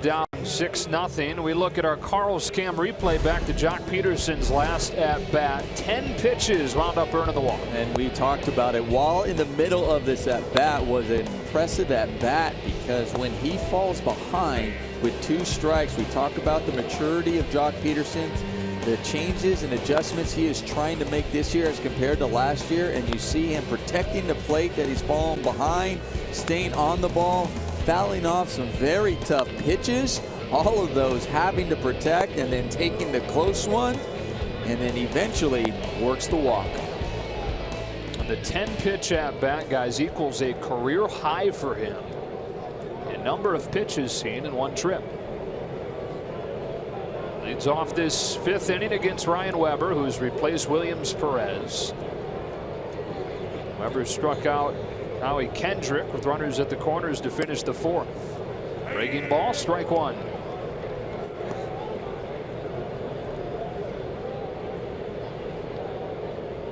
Trace Thompson is on the on-deck circle, so it looks like Alex Wood's night is likely finished. And then it's back to the top, Chase Utley. the Dodgers can get it cranked up offensively. It has been sloppy on the defensive end, and Wood was not his usual solid self. 2 balls and a strike.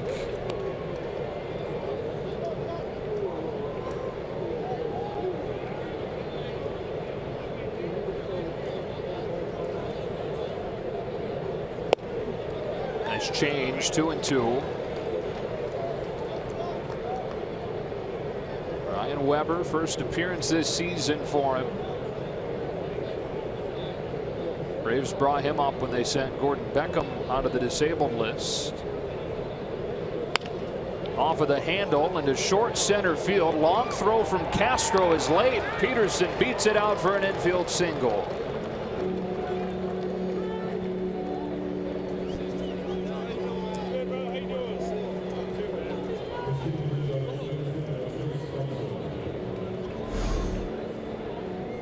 Joc doesn't square this ball up. So it looks like it gets in on him a little bit, but they were playing with the shift, playing him deep over there from second base. And Joc utilizing the speed to get the base hit, and the Dodgers.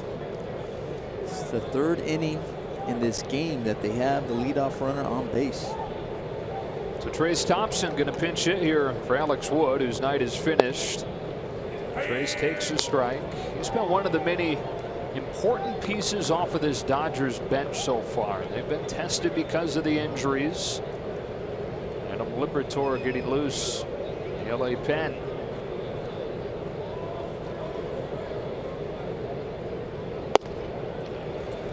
Trace's role has really changed because of all the injuries. The injuries to Andre Ethier, then Carl Crawford, and then when Carl was active, he was the defensive replacement for Carl out there. Scott Van Slyke goes down.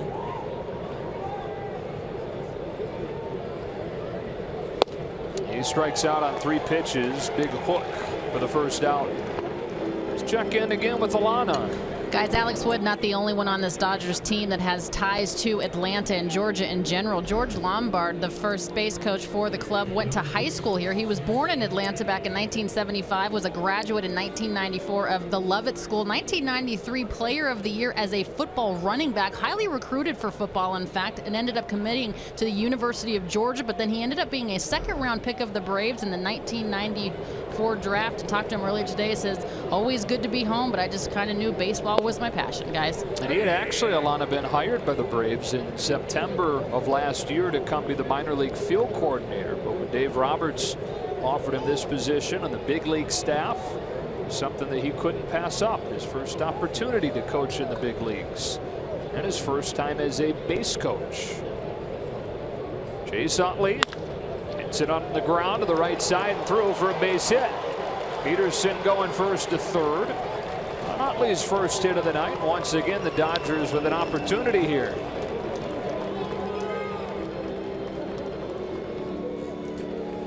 Yeah, the Dodgers here in the 5th need to cash a check.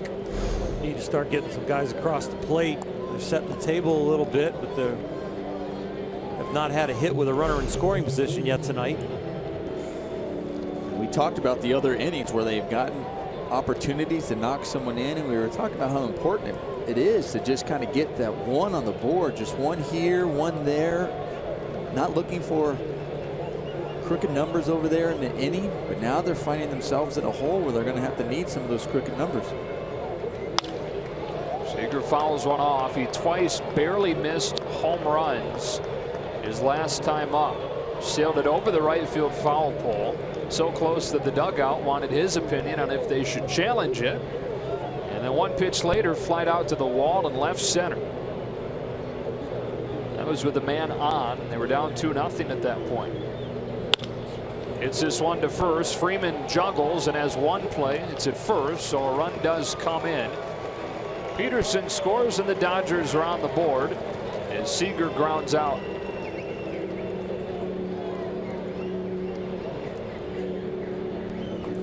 A fortunate bobble for the Dodgers right there from Freddie Freeman. Maybe this will cause some momentum. Coming right into the heart of the order with 2 outs here and a man in scoring position.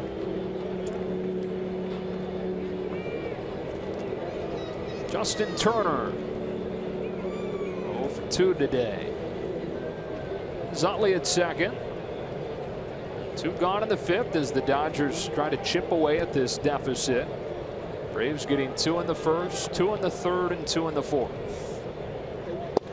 Breaking ball spins in, strike one. Turner's been one of the best in these situations in his time with the Dodgers. He's knocked in 4 runs so far this year. Another big breaking ball, and he's down 0-2.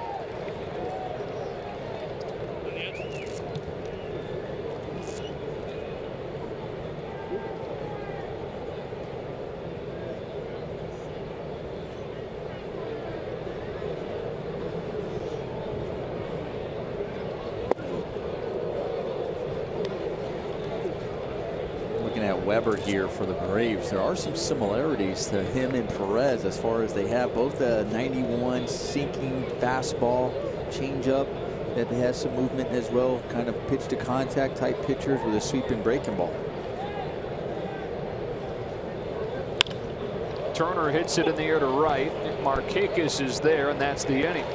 But the Dodgers do get one, and a bounce out from Seager, scoring Pederson, who had started the inning with an infield single.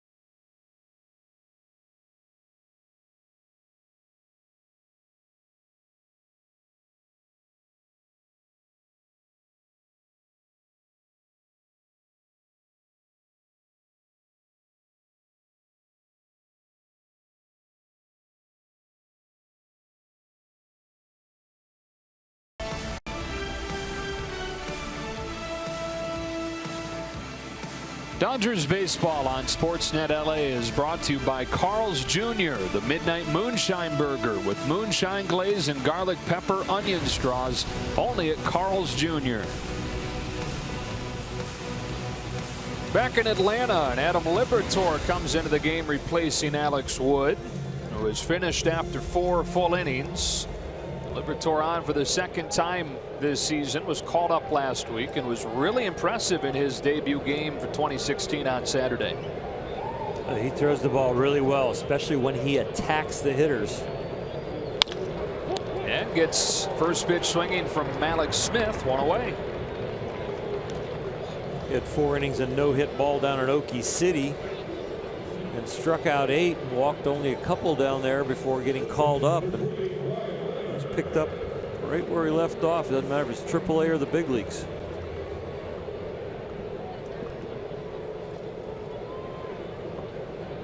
Ryan Weber to bat for himself here. He's replaced Williams Perez and takes a strike. So Weber, a reliever that was called up last week. Liberatore the same. And he brings an 0-1 pitch. The ground is short, and the charging Seager's got a low bounce for the second out. Take a look at the Coors Light cold hard facts. In a bullpen for the Dodgers that over the first 8 games had an ERA above 6. Brings in a 14-inning scoreless streak to this road trip. And it all started when Kenley Jansen came in for the 5-out save on Wednesday against Arizona. Amy Garcia had gotten the first out of the eighth inning. Dave Roberts decided, let's go bring Kenley in and try and put an end to the struggles we've been having in the setup role. He pushed the right button. Everything's gone close to perfect since then.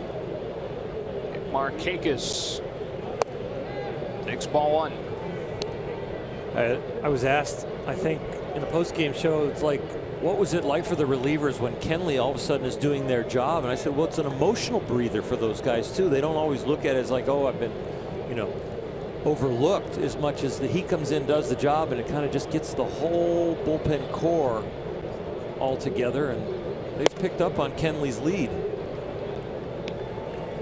Not just 14 scoreless innings, but during that stretch, now with these 2 up and 2 down in this inning for Liberatore, hitters are 3 for 45 against Dodgers relievers since Wednesday afternoon. Here's a 2-0 and a strike. So much of the bullpen's problem was not ability, it was just the counts. They were getting into too many hitters' counts, falling behind when they come out and they open the door of the pen. 1-0, 2-0, 2-1, 3-1 counts. You just can't live or survive with those counts.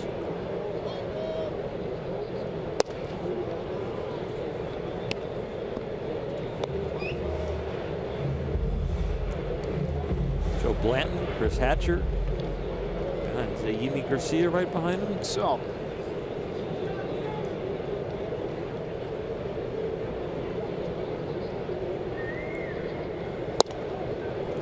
Two on Markakis. Adam Liberatore looks like he could be an NFL linebacker.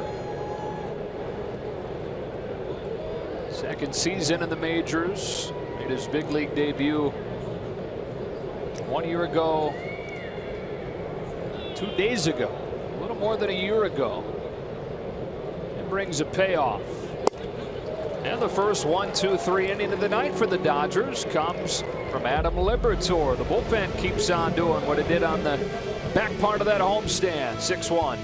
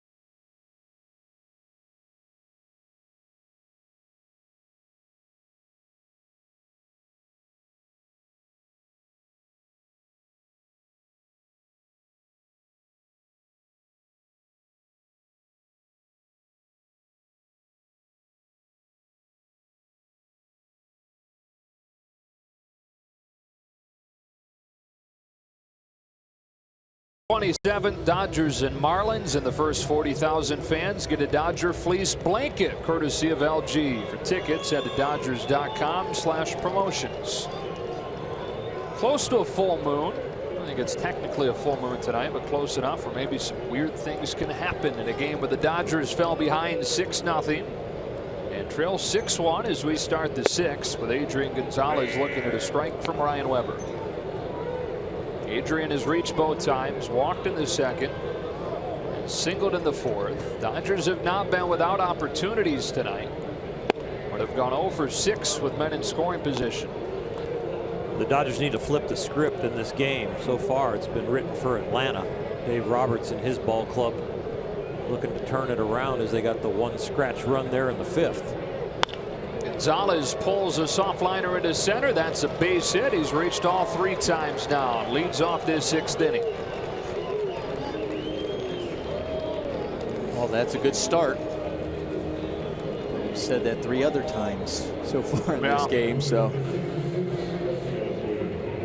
as we started to talk about Puig and the turnaround that he's had, it feels like beating the dead horse at this point, but it is the #1 story this season for the Dodgers, you'd have to say. The way that he is finally committed to what he's saying, which is he wants to be a guy that shows up on time, putting in the work, consistent workout routine, even into the season, which can be hard to keep.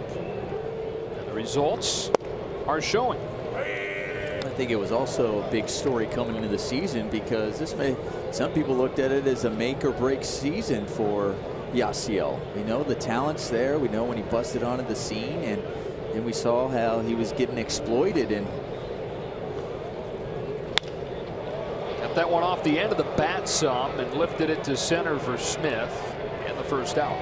And you wanted to see if he was going to make adjustments, if he was going to make some changes and recognize that. And so far we have seen that. We have seen that. And I thought today in that interview was so telling that one thing is to see it and everybody's like, okay, were they telling him? But he believed it. I mean, for him to be open and honest and talking about why he's made the changes and recognizing that I don't want to be on the DL. I didn't play well last year. And a lot of times it dealt with my preparation and training, and he made a conscious change for that, and it's showing. Here's Grandal. There's ball 1. Alana, I hope the interview was as fun to conduct as it was to listen to. It really was, Joe, and obviously very impromptu. I really appreciate him actually sitting down and being so candid with us. And you guys talked about what he said about his health, obviously only playing 79 games last year because of the hamstring injuries. And he said he didn't really train as much as he should have. You guys talked about that earlier, but I asked him again what the biggest difference was with the way that Dave Roberts and this coaching staff has handled him. And he very simply said, he goes, they respect me and I respect them. And because of that, it's really changed the way things have been for him on and off the field. 1 for 3 today for him.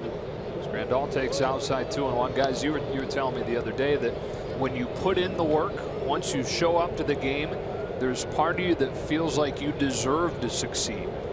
For sure. That's the way it felt like to me, that when you went through all the painstaking details in your workout, from something in cardio to something in the weight training room to something in the studying of getting ready for the opposition. When you put the work in, you walk out to the field feeling like you have your armor on, that you're ready for battle and that you can succeed. Just like the guy right next to Yasiel. To his left, to our right, Kershaw. Grandal hits a fly ball towards the left field corner. Francoeur moves over to the wall to make the catch. He's got it off the end of the bat some. 2 out. I'll tell you what, it was very revealing to me with Alana's interview with Yasiel when he admitted he was not working as hard as he should have and not concentrating at the level he should have. And you know, all the multi-step programs that you hear about that turn around people from bad habits, that's one of the first steps, is admitting and asking for forgiveness. And he pretty much revealed that in the interview. Howie Kendrick, tough night so far. He's had a couple of RBI opportunities. Struck out both times. Big breaker for a strike. Gives you a lot of confidence that what you're seeing now and the changes he's made in his life and the production can continue.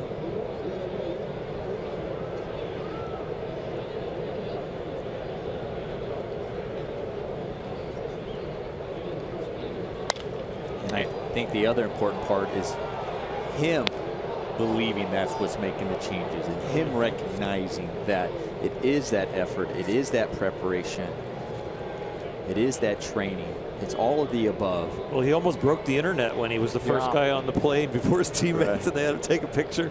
Hashtag Puig not late.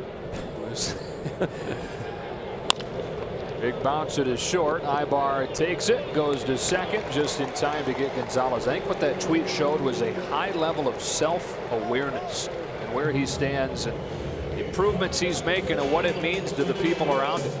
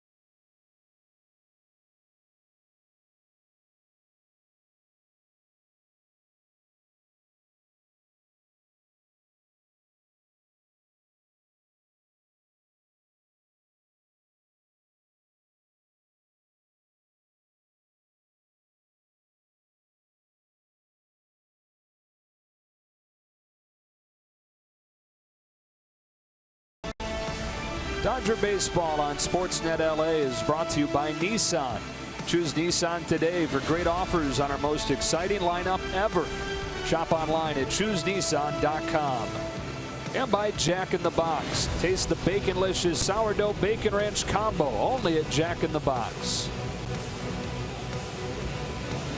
Yimi Garcia is in to try and keep the line moving for the bullpen. It all started with an appearance from Garcia last Wednesday, the scoring 15-inning scoreless streak. An Oro in 6 outings this year, 5 of them have been scoreless. He has been hot and cold, and if he can lengthen those hot streaks, that's going to be what his career should be made of.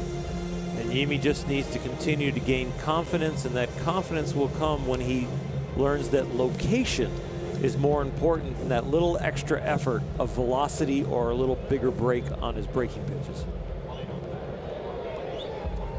Perfect inning for Adam Liberatore. And now Garcia on to face 2, 3, and 4 in this Atlanta lineup.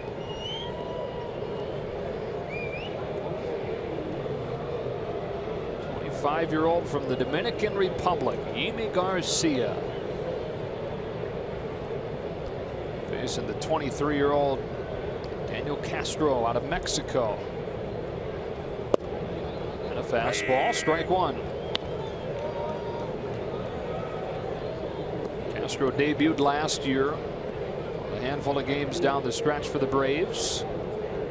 They're called up last week with Oliveira suspended. Left that one over the middle, and it's scorched by Gonzalez for a leadoff single.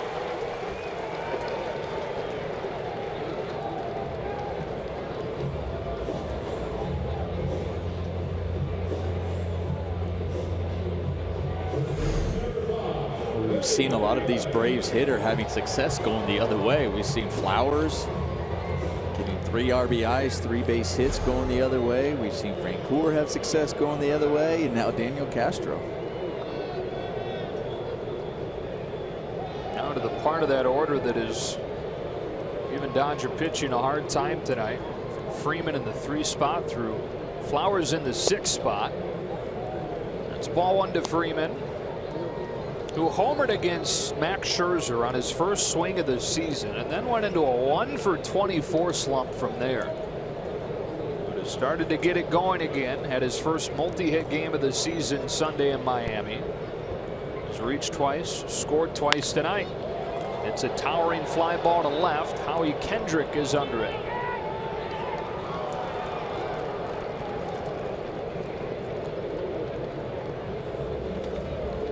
Freeman's retired, and here's Adonis Garcia, who is yet to be retired, although the last time he reached on an error, so technically in the book, he's 0 for 1.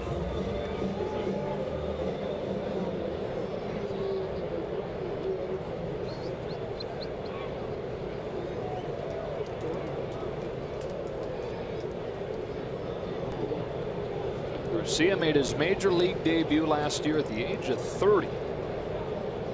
Out of Cuba. Originally a Yankees farmhand, came over to the Braves before last year. And it's a high fly ball and foul ground that'll get out of play. He defected from Cuba in 2011 while he was 27. After 7 years playing professionally in Cuba, putting up really good numbers over there. Then signed with the Yankees in 2012. But didn't really have an opening until he got to the Braves, and a team that was struggling and losing a ton of games last year. And he's done nothing but hit since arriving for Atlanta a season ago. Here he is as the cleanup man for this team. Hard hit to first. Gonzalez has it. Goes to second for one. Back to first for a double play. A thing of beauty from Gonzalez to Seager and back to Adrian. And Garcia faces the minimum. The bullpen has faced the minimum for 2 more scoreless innings, giving the offense a chance to get back into it.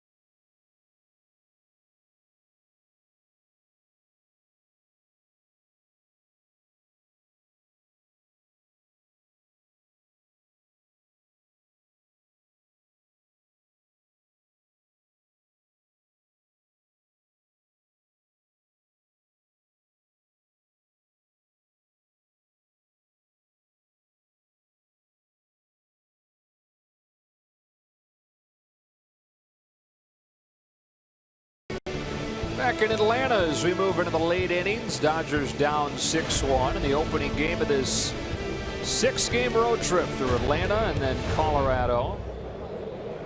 Joc Pederson to lead off the inning against Ryan Weber. Delivers strike one. Came on for Williams Perez with 1 out in the 4th. He's given up 1 run over 2 2/3. 1 run was scored by Joc in the 5th.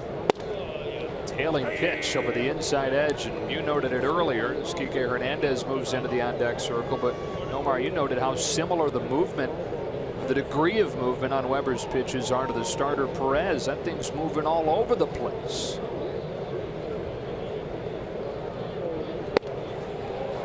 Strikes out Pederson on 3 pitches. That's one of the things that the Braves really like about Weber, is the fact that not only the movement on his pitches, but also the command that goes with it. When John Hart was the general manager for the Cleveland Indians, there was a closer named Danny Graves. A lot of Weber's stature and movement that I'm sure Weber reminds John of Danny Graves, who's very successful. And shit appearance for Kike Hernandez, who looks at a ball. Lewis Coleman loosening for the Dodgers.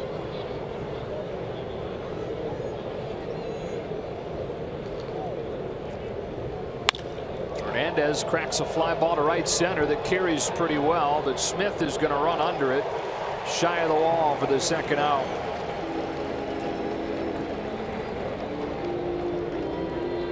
It's always been a big yard here, big gaps. Holds a lot of fly balls that are home runs in other places. Dodgers have hit a few tonight. Do you believe that this is it for this park? We're done after this year in here? Only 20 years old? Yeah. Yeah, this will be the shortest stay in Major League history in a baseball-only stadium of actual steel and concrete, fixed stadium. First team to leave the park.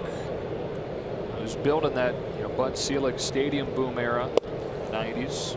Does it really count as a baseball only? No, because of the Olympics. Well, that's what I'm just wondering. Yeah, they had to Olympic opening ceremonies were here.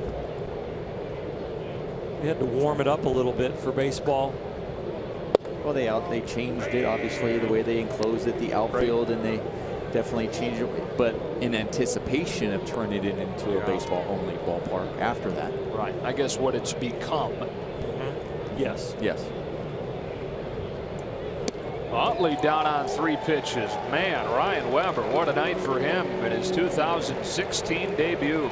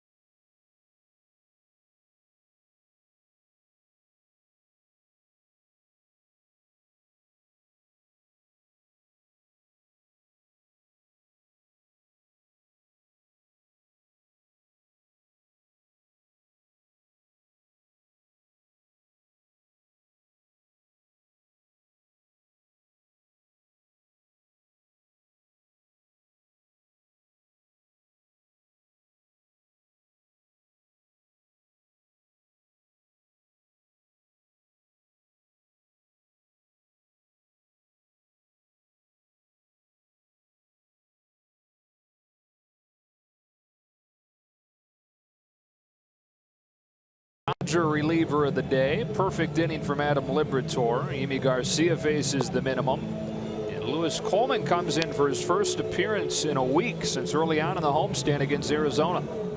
He's gotten beaten up a little bit in a few outings, looking to get back his location and his confidence. But this is a guy that can really get on a roll with that sidewinding delivery and good movement. He's got to get the ball down and have the bottom start dropping out of it again. Howie Kendrick moves to second base with Chase Utley making the last out of the last inning, and Kike Hernandez stays in. Will play left. So Kendrick back at his natural spot. Kike natural just about everywhere. 5, 6, and 7 for the Braves. Jeff Francoeur came into the game with 1 hit on the season, has 2 hits tonight. Coleman misses outside, ball 1. Back in SEC country for Lewis Coleman. Grew up in Mississippi and then played his college ball at LSU. Francoeur reaches for that one, and a tough bounce off Justin Turner. Second time he's had to battle a really tough bounce on this infield tonight. And his second error. He's cut himself in between hops both times. One before where he gets an error And on this one, you recognize that Francoeur can get down the line, so you have to get up. You can't sit back on that ball, because that's one when you see the big hop where you're thinking, okay, I sit back and I'll get the second hop to me on its way up. Then you know the runner, so you can't do that because then he's safe easily. So you try to charge it and get caught in between. You see the numbers there: 4 errors over the first 13 games of the year, and then they've committed 3 tonight. I was talking with Rick Monday, the fine radio broadcaster for the Dodgers. He was talking about coming in here when the Braves played at Fulton County Stadium, and the infield there was so bad, he said, that they wouldn't even take infield practice because you'd get guys hurt off bad bounces. They'd come up and clock you in the face. Wasn't worth the practice. Flowers, another base hit to left. A 4-for-4 night for Tyler Flowers. First one he's hit the left field, wearing out the right side of the diamond, but here gets out in front of one and just pokes it into left. Nomar, worst infield you remember playing out in the bigs? Oh boy, you know what's so funny you say that? They wouldn't practice at Fulton County. Yeah. I used to wanted to go see Omar Vizquel and Robbie Alomar take ground balls, and every time they came to Fenway, I wanted to go out there after our batting practice to go see them, and they wouldn't take ground balls at Fenway. And I was thinking, oh, I just got them on a day they weren't taking ground balls for batting practice. In the off season, I trained at the same place Robbie Alomar did, and I asked Robbie, I said, Robbie, I always go out Fenway Park. I just want to see you guys field ground balls. You know, I'd go watch them when they were playing at Jacobs Field at the time. It's called the Jake. And he said, no, we don't take it at Fenway. We like our face. It's too scary. We don't know how you play on that field. So what are you saying is the worst infield you ever played on was at Fenway? They're not anymore. They definitely changed it, stuff, but there were times when it was definitely ranked up there, no question. And so the rest of them must have seemed like cake. Yeah, you would think so, right? Or just got into the bad, or I got used to anticipating the bad hop, and it was good. Yeah. That messed me all up. So what causes the bad hop, Nomar? What makes it good infield compared to when you walk out on it? Without even somebody hitting your ground ball. Sometimes the dirt is a major factor for sure. The moisture in the dirt, moisture in the dirt, the mixture, the consistency of it, along that it doesn't clump when your spike is on it, like it just doesn't create a divot. When you go over there and you walk around some of these infields, sometimes you can see right when the infield's drag fresh or the beginning of the game, the guys run out there and you can kind of barely see kind of the cleat marks, and then others you can really see them, and they actually see when they're running in, they're taking out chunks of dirt. That's not the good That's one. not good. We saw that some in San Francisco on the opening homestand there. Turf giving out, and then there was rain throughout the weekend to make it even worse. It's a 2-1 to Eric Ibar. Sweeps it in for a strike.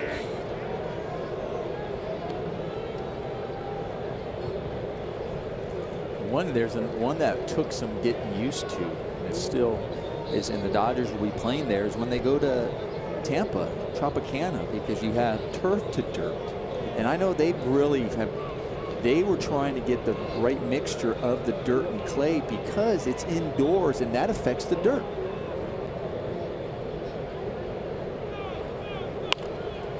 Well, and your groundskeepers really have to learn the amount of water. You know, you're out there with the hose and they manicure it and they put the water on, but you've got to know how much humidity's in the air, what kind of weather have I had lately, what am I going to have tomorrow, to put the right amount of water on the field the night before, after the game's over, going into a day game, the night before, after a game's over, going into a night game. There's a lot to it. And there's different types of clay and dirt.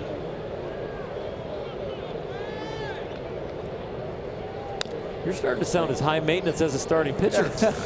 Well, you know, we know our equipment, we know our fields, we recognize that. I mean, there are certain, even for a hitter, there's different batter's boxes that were more comfortable and better than others. Like, I remember Yankee Stadium, that batter's box was awesome. It was great. It was the way the clay was. It didn't clump up. You didn't see too many people really filling in holes.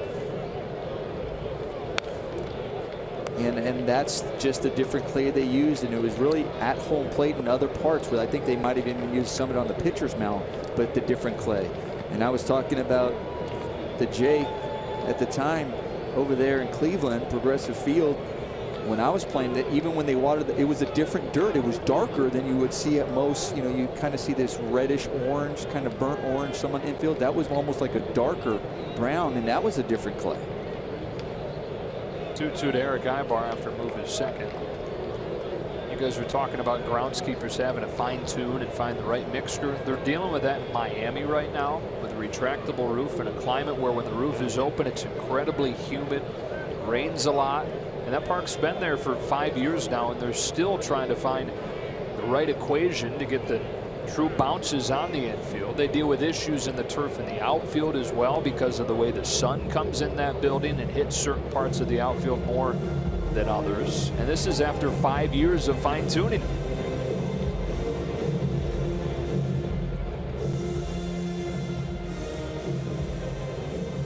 There are definitely places, you know, I mean, they're from a hitting standpoint, when you're hitting, you're like, oh, I have trouble either seeing it or I don't like the batters, like whatever the reason, or, and also from on the defensive side where you're just going, all right, I got to battle through it. You just don't feel and then others, and it's sometimes it's individual because there's others people say, oh, I like it here.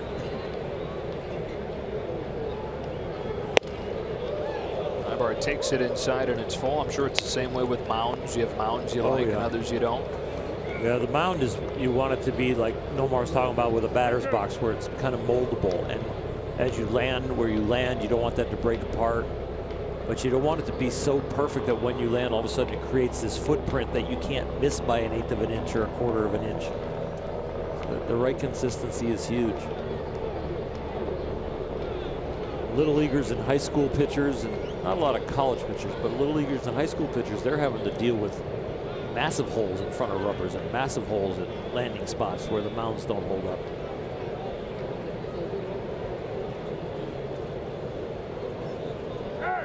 Do you ever throw off one of those, now that you see more like portable mounds, or these turf mounds, where obviously there is no, you're not creating It's a hole. better than the big ones with the big holes, but it's not as good as a well-manicured clay mound.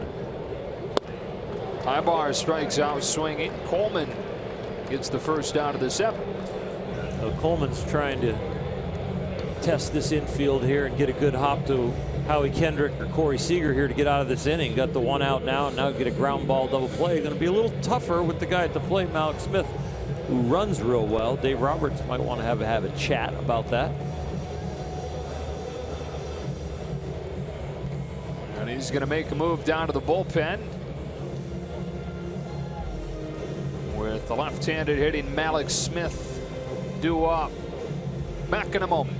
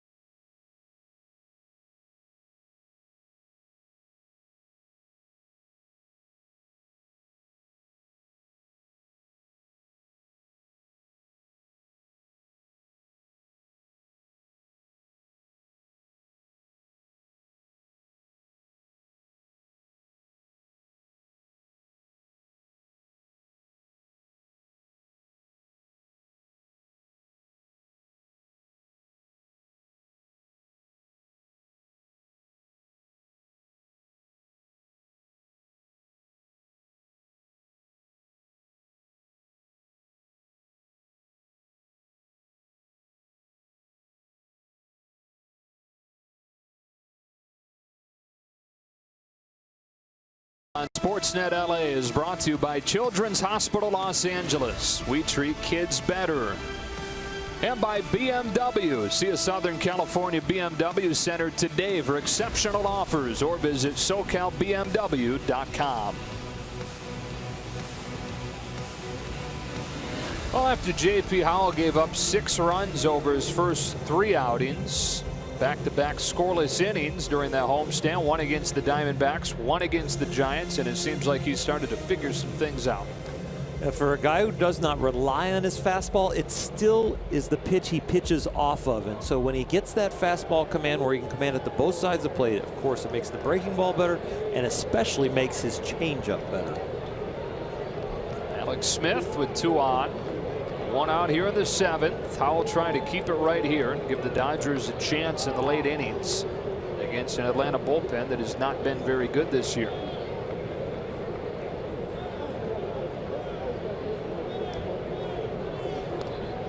It kicks away from Grandal. Runners advance.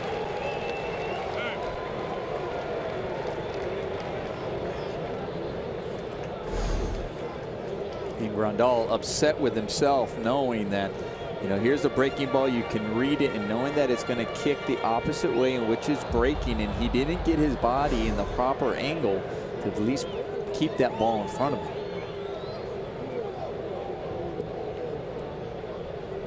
We've seen a wild pitch tonight. We've seen a pass ball. We've seen 3 errors from the Dodgers. Here comes a 1-0 from J.P. Howell. That's in there for a strike. Roberts saying that J.P. was dealing with some things mechanically he was working on with his 2-seam fastball early on, but Dave said before the game today that J.P. has it all ironed out. Results the last couple of times out there have shown that. Swatted to left. That's a base hit, and will score 2, bouncing by Hernandez. And Smith, who can really fly, will hang up at second with a 2-run double.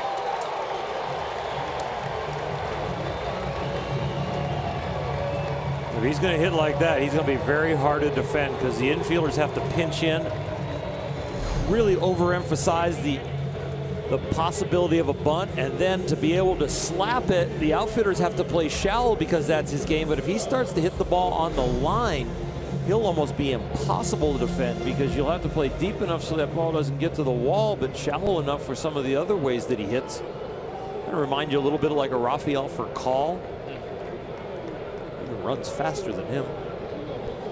He's from a family of track athletes, Alex Smith is. Both of his sisters, high-level sprinters. Ball 1 to Drew Stubbs. Bats out of the 9 spot for Freddie Gonzalez. The Braves up 8-1 in the 7th. Stubbs, one of those several veterans, part of this rebuilding roster on a short-term deal. Bouncing ball to short. Seager charges and throws him out. Up to third goes Smith. Smith doesn't have to wait for the ball to be hit to the right side to move up to third. He just needs contact as fast as he is.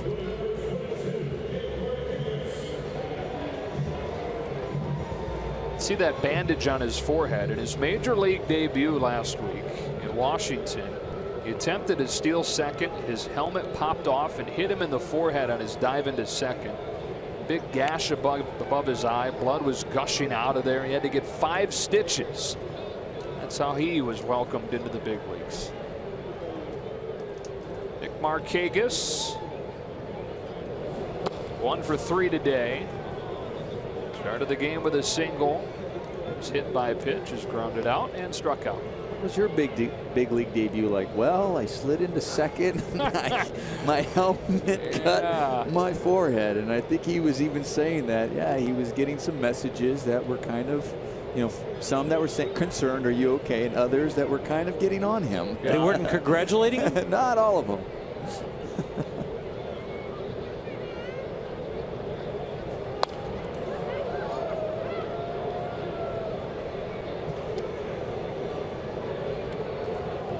He was out, by the way, on the steal attempt. Oh, well, that's where the helmet came off. And that makes it hurt more. I know. Right? You're like, hey, if I'm safe, it doesn't hurt. I don't know what you're talking. What cut? Yeah. What blood are you talking about? Blood in my eye. Right.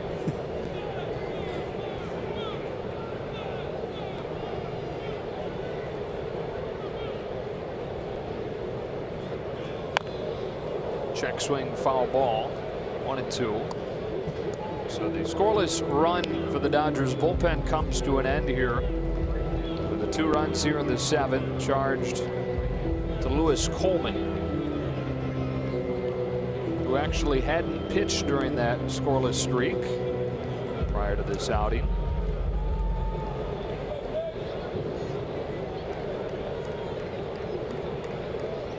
Fouls 1-2 to Markakis. Another good stop. Thing doesn't need to get far away from Grandolph or Smith to come charging home.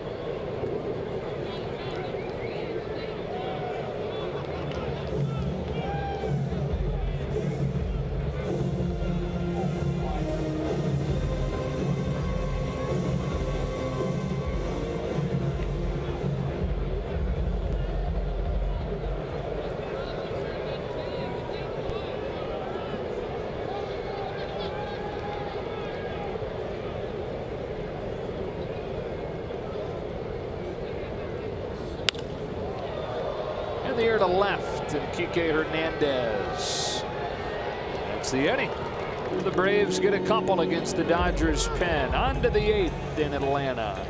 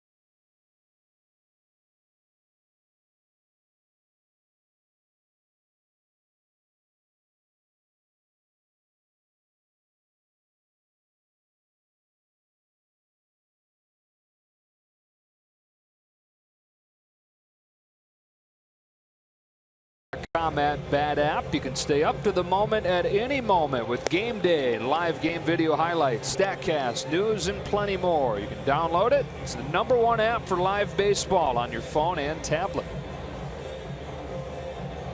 Hunter Cervenka, 3rd Braves pitcher of the game, on for Ryan Weber, who actually pitched longer than the starter Williams Perez did.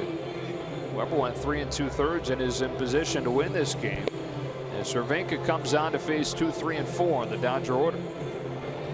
Well, Cervenka's job for the Braves is just to come in and throw strikes and keep people off the bases. You can give up a hit here and there, but very comfortable place to come in and face this Dodger lineup. This is a season high 8 runs for the Braves, by the way, on 10 hits. Dodgers getting just the 1 on 5 hits. Corey Seager is 0 for 3. Brought home a run with a bounce out in the 5th.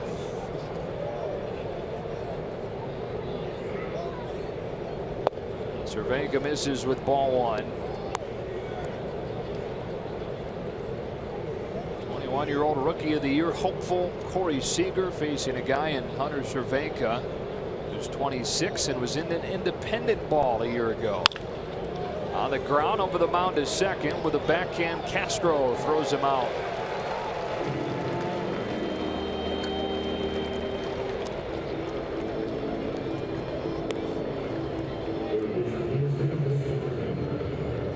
Cervenka, originally a Red Sox farmhand. Took him in 2008 out of Baytown, Texas. Was shipped to the Cubs for a short period of time. Cubs released him, so he signed down with the same team that Scott Kazmir pitched for a couple of years ago, the Sugar Land Skeeters in the Atlantic League. The Braves signed him after a few weeks of performing well for Sugar Land and making his major league debut this year. Ball one to Justin Turner. Started the year in Double-A Mississippi, outside of Jackson, Mississippi, in a town called Pearl. Foul tipped, 1-1. I actually love stories like that. God, I mean, that's just love of the game. You can have an opportunity, and then they may be out of it, and then they go to independent ball saying, I still believe in myself, because it's easy to believe, but others are forming the opinion if not giving you an opportunity, but believing in yourself, loving the game. 1-2 on Turner. You know, another guy, Jeff Francoeur, is somebody that they signed and brought back in here, who we talked about earlier was former first-round pick of the Atlanta Braves. Spent the first 5 years of his career here, but then bounced all over the place and spent almost a full year in AAA 2 years ago. But then revived his career last year in Philadelphia. And one of the things that the Braves people cited when they brought him back here was being impressed with the way he stuck with it despite going down to AAA. After what started as a really promising major league career. Frenchie has always been a great teammate, great energy on a ball club, whether he was struggling or whether he was doing well. He's one of those guys that just energizes a clubhouse, energizes a dugout.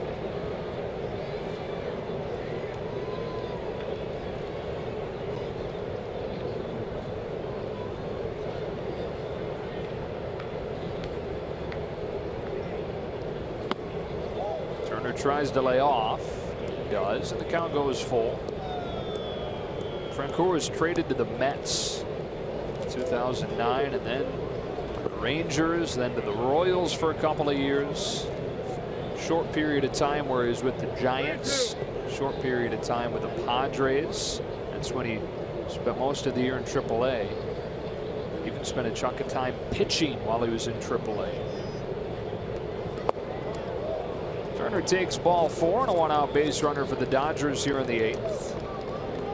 I knew Frenchie was a good guy, but I didn't know he was crazy. Yeah. He became a pitcher. He's always had a rocket arm. He's one of several guys on this Braves roster right now that have in one way or another come home to Atlanta. Gordon Beckham, who just went on the disabled list. He's an Atlanta guy that played his college ball at Georgia. Started his career with the White Sox. Here in Atlanta for the first time this year. Similar story with Tyler Flowers, the starting catcher tonight. He's from Roswell, Georgia. Started with the White Sox after the Braves had drafted him a while back.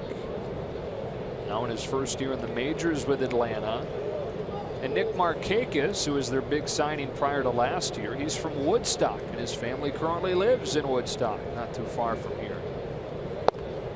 2-0 on Gonzalez, who's reached all 3 times tonight.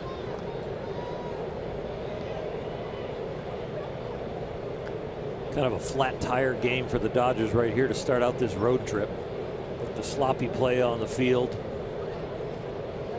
When you're really going to have to respond if the results end up like it is right now in the score. We're going to have to respond tomorrow, because this is a place coming in here to play these Braves that you would expect to win 2 out of 3. And if you really feel like a championship level team that's going to dominate the weaker teams, you think you have a shot of coming in here and sweeping them.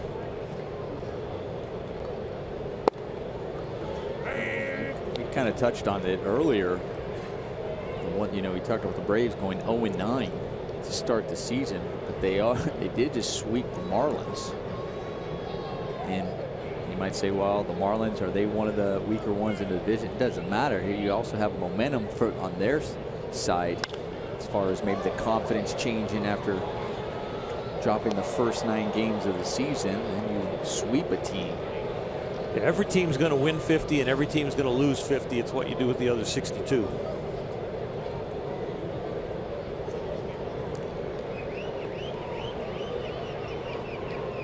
There's the manager, Freddie Gonzalez.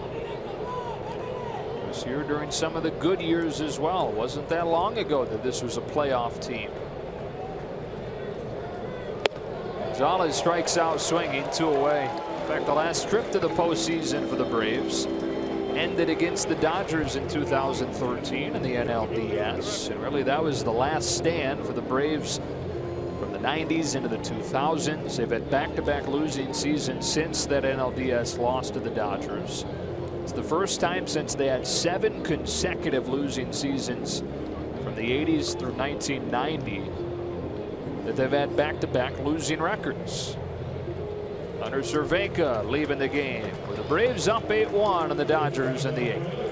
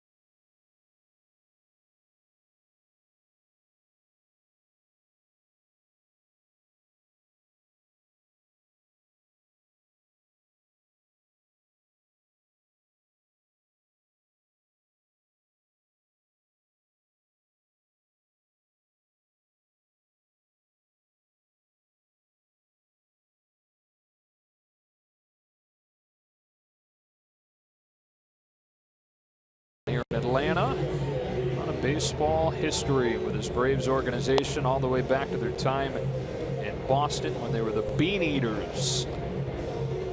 Chris Withrow, former Dodger, in fact former first-round pick of the Dodgers, who was traded along with Juan Uribe last year while he was rehabbing from Tommy John, but he's returned this year, and the numbers through 5 games are sharp.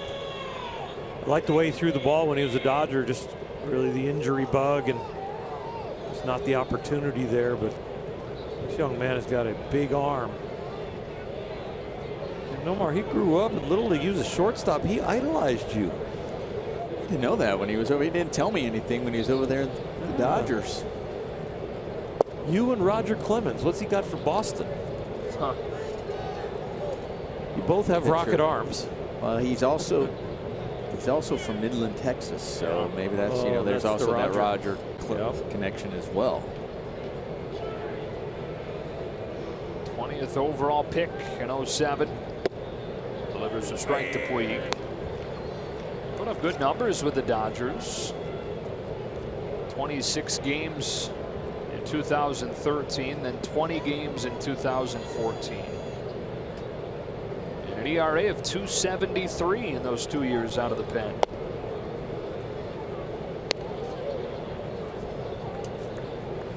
Very aggressive with his pitching style when he's with the Dodgers, just attacking with his big fastball and can really spin the ball.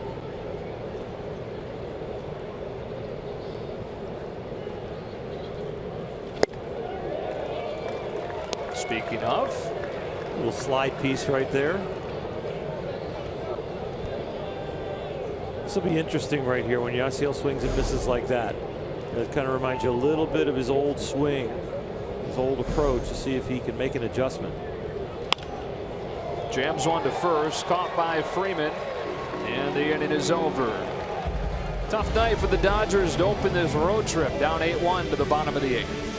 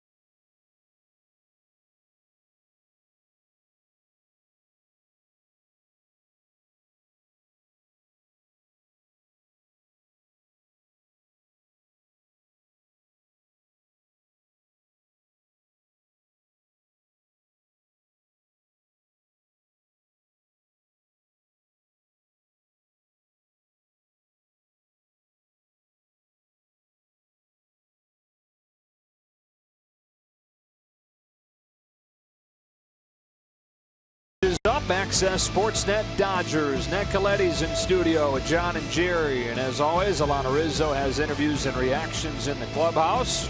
The game finishes on Access Sportsnet Dodgers, brought to you by Nissan. 2 in the first, 2 in the third, 2 in the fourth, 2 in the seventh for Atlanta. Dodgers getting their lone run in the fifth.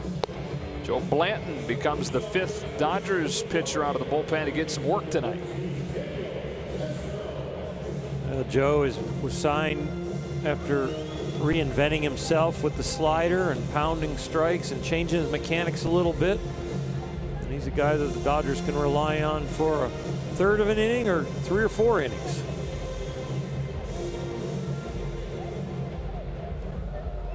Two, 3, and 4 he'll face in this 8th. Daniel Castro 1 for 4, scored the first run of the night for the Braves.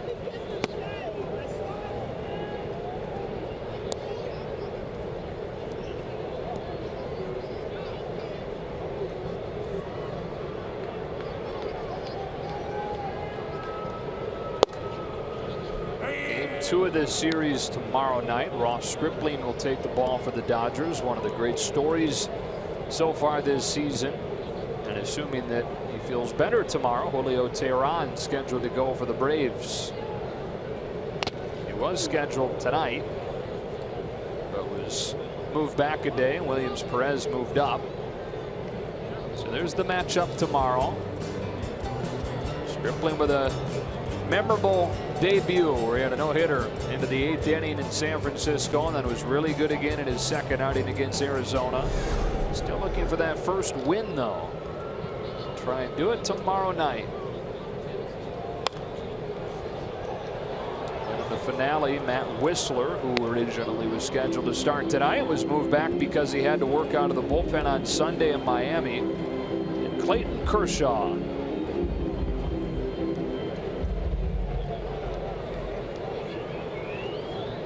Series opener witnessed by a little more than 14,000 here in Atlanta.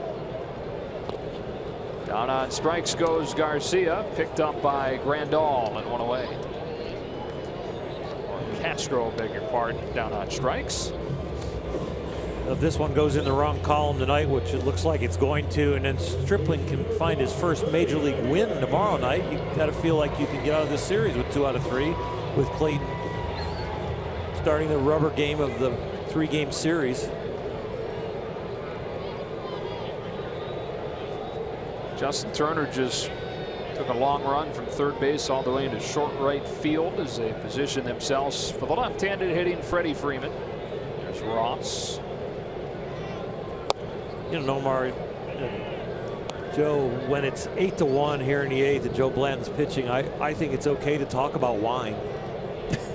Sure. And Joe Blanton owns a nice piece of property on Howell Mountain, and so we're kind of fans of Howell Mountain fruit. In his 2014, his first bottle of wine will come out in a year or so. He's getting ready to bottle it in a little while. He told me he keeps calling his winemaker and asking for barrel samples just to see how it's coming along. See how it's progressing. I think he's got about 3 to 5 acres. Did you say he was? There's a lot of wine guys on this team this year. Didn't he say he was thinking about how long he was going to actually bottle it before they actually release it? Before, yeah, he might put it in the bottle and they might release it about 8-9 months later. Freeman hammers this ball into right field. Puig goes back on it. Hit it a little bit too high. I am so glad that wasn't a home run. We're talking about his vineyard. Twitter would have lit up with like, well, he said go make wine. Right. Morongo Casino Resort and Spa slow-mo cam. He tomahawked it, but it stayed in the yard. Has he consulted with you, Nomar, resident sommelier? We haven't chatted too much about it yet, so I'm gonna have to. We haven't found the time to really talk about the wine and the fruit and the mixture and all that good stuff, because we know the other one is Dave Roberts. Yeah. Adonis Garcia down the right field line, foul. He's using the same winemaker as Tom Seaver. Oh, he is. Yeah, nice. Seaver is a nice wine. Yeah. Over there at Calistoga. Tom Seaver's properties right above one of my favorite wines in that area, Diamond Creek. Everybody's all releasing the bottle. As a matter of fact, Dave Roberts is just released their Chardonnay. For Red Stitch? Yep. Seager, who's barely old enough to have a sip of that wine. Throwing out Garcia to finish this inning. I'm just really fired up about being able to kind of swirl it around. You guys have taught me that. You're getting better, you're swirling. I am. Baby steps, boys.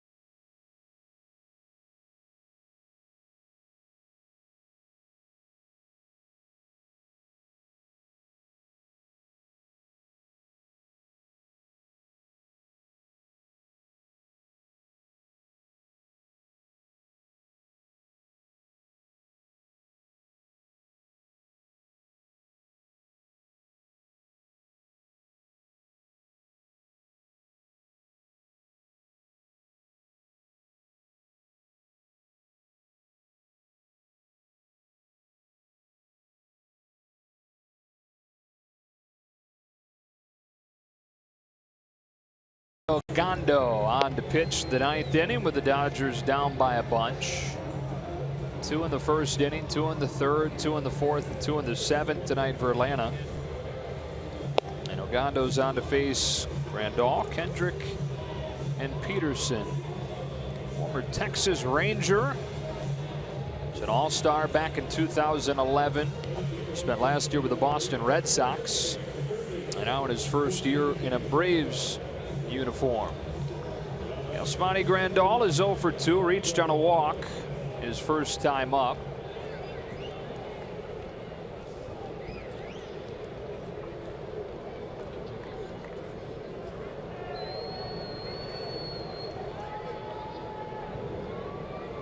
First of 6 meetings between these teams this year, 3 here and then 3 at Dodger Stadium in early June. This is the anniversary, I'm sure you guys read, of the very first game for the Dodgers franchise as a member of the National League, and it came against the old version of the Braves organization. 1890, the Brooklyn Bridegrooms and the Boston Beaneaters. Beaneaters won that first game in Boston. The Bridegrooms got the first win as a National League franchise the next day. They named them the Bridegrooms because several of the guys on the team a few years before, going into the offseason or coming into the season, had gotten married during the offseason. And back then, it was just the city names that you'd see on uniforms. Newspaper writers would come up with the names. So they noticed that several of the guys had gotten married. What a perfect name for them. Makes sense. Yeah. Called the Grays at one point just because of the color of their jerseys. That's original. Well, it took a lot of work. Brooklyn Robins. Yeah. When they had Hall of Fame manager Wilbert Robinson in charge. And again, that's just the sports writers putting a moniker on the team. Dodgers didn't show up full time until the early 1930s. And the story behind that is the intricate trolley system around Ebbets Field in Brooklyn. And so fans of the Brooklyn team were known as Trolley Dodgers because in order to get to the ballpark, you have to play Frogger getting around the trolleys surrounding the ballpark. The players too. Yeah. And no, Nomar, I didn't play there. Just get out in front of that one. That was going to be my next get out question. in front of that one. Joe could have said that one too. I wouldn't do that to you. Ibar throws out Grandal, one away in the ninth. Or you could ask something like, did you play Oral when they left their gloves on the field? But I wouldn't do that to you. You're very respectful. No. We know you just missed it. That's why. But that's the kind of banner that goes around the clubhouse for the older coaches when the young players come up. So you played? Did the catcher actually like go down into a catching stance when you played, or do they stand up? Did they wear a mask? Did they have a mat? Did they used to toss their gloves behind shortstop and second base and leave them there until the next inning? And now, Nomar, you played for the Red Sox, or did you start with the Bean Eaters? There we go. Yeah. There it is. It was the Red Sox. Rookie of the year. No. What year was that? 97? Yeah. 97. Good year for wine. To tie it all in. Well, we were talking about Corey Seager barely being old enough to sip it. He's going to be a candidate for the Rookie of the Year, we think. Nomar got the Rookie of the Year. We get right back to wine. 97 was the year this ballpark opened. 2 on Howie Kendrick. And they're leaving it. Yeah. 20 years. That also happened to be the year to bring this all together, that you really started to learn about wine, right? That's why I started off with a good year. Yeah, if it ain't broke, keep on drinking wine. That's right. That's what they always say. That is a fun story for another day. Or we only have one out here where all the veterans kind of said, this is what you're going to drink, Brooks. That's it. They would invite me to dinner, and I listened to whatever they said. I said, yes, sir. What time are we meeting for dinner? They'd say it's 7 p.m. down in the lobby. I'd be there at 6:30 waiting. And when we were out to dinner, when they asked me what I wanted to drink, I was going to order something else. They said, he'll have wine. I said, yes, sir. And 20 years later, I'm living the same life. Yes, exactly. Pederson throws out Kendrick, 2 gone. Now when they come around and they ask, would you like some wine? I say, yes, sir, still. Yeah.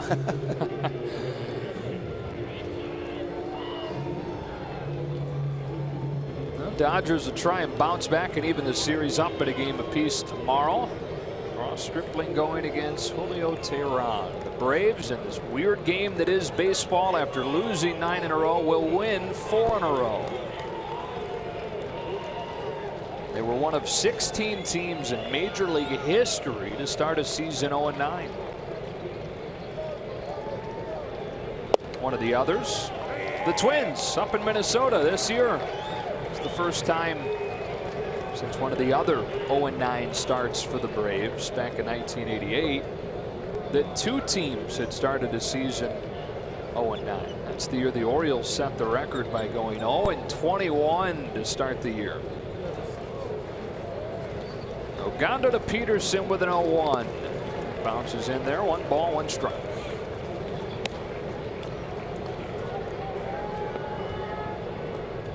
The Twins actually swept the weekend series too after they started 0-9. First time that's ever happened.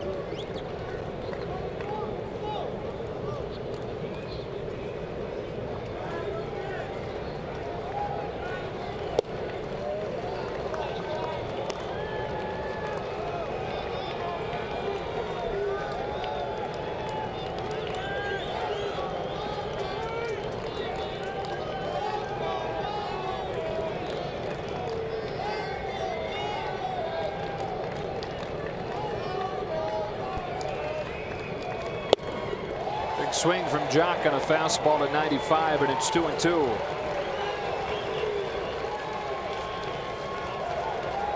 Braves controlled this one from start to finish and sprinkled in with some sloppy D from the Dodgers on a night that sure they're already ready to move on from.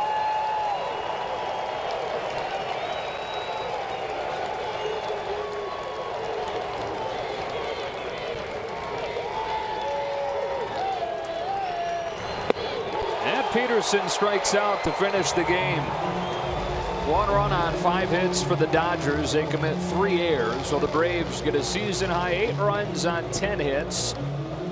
And get Ryan Weber his first career win. Our Lexus player of the game, Tyler Flowers, was 3 for 13 on the season coming in. Tonight he went 4 for 4, matching a career high with those 4 hits in a single game. He's our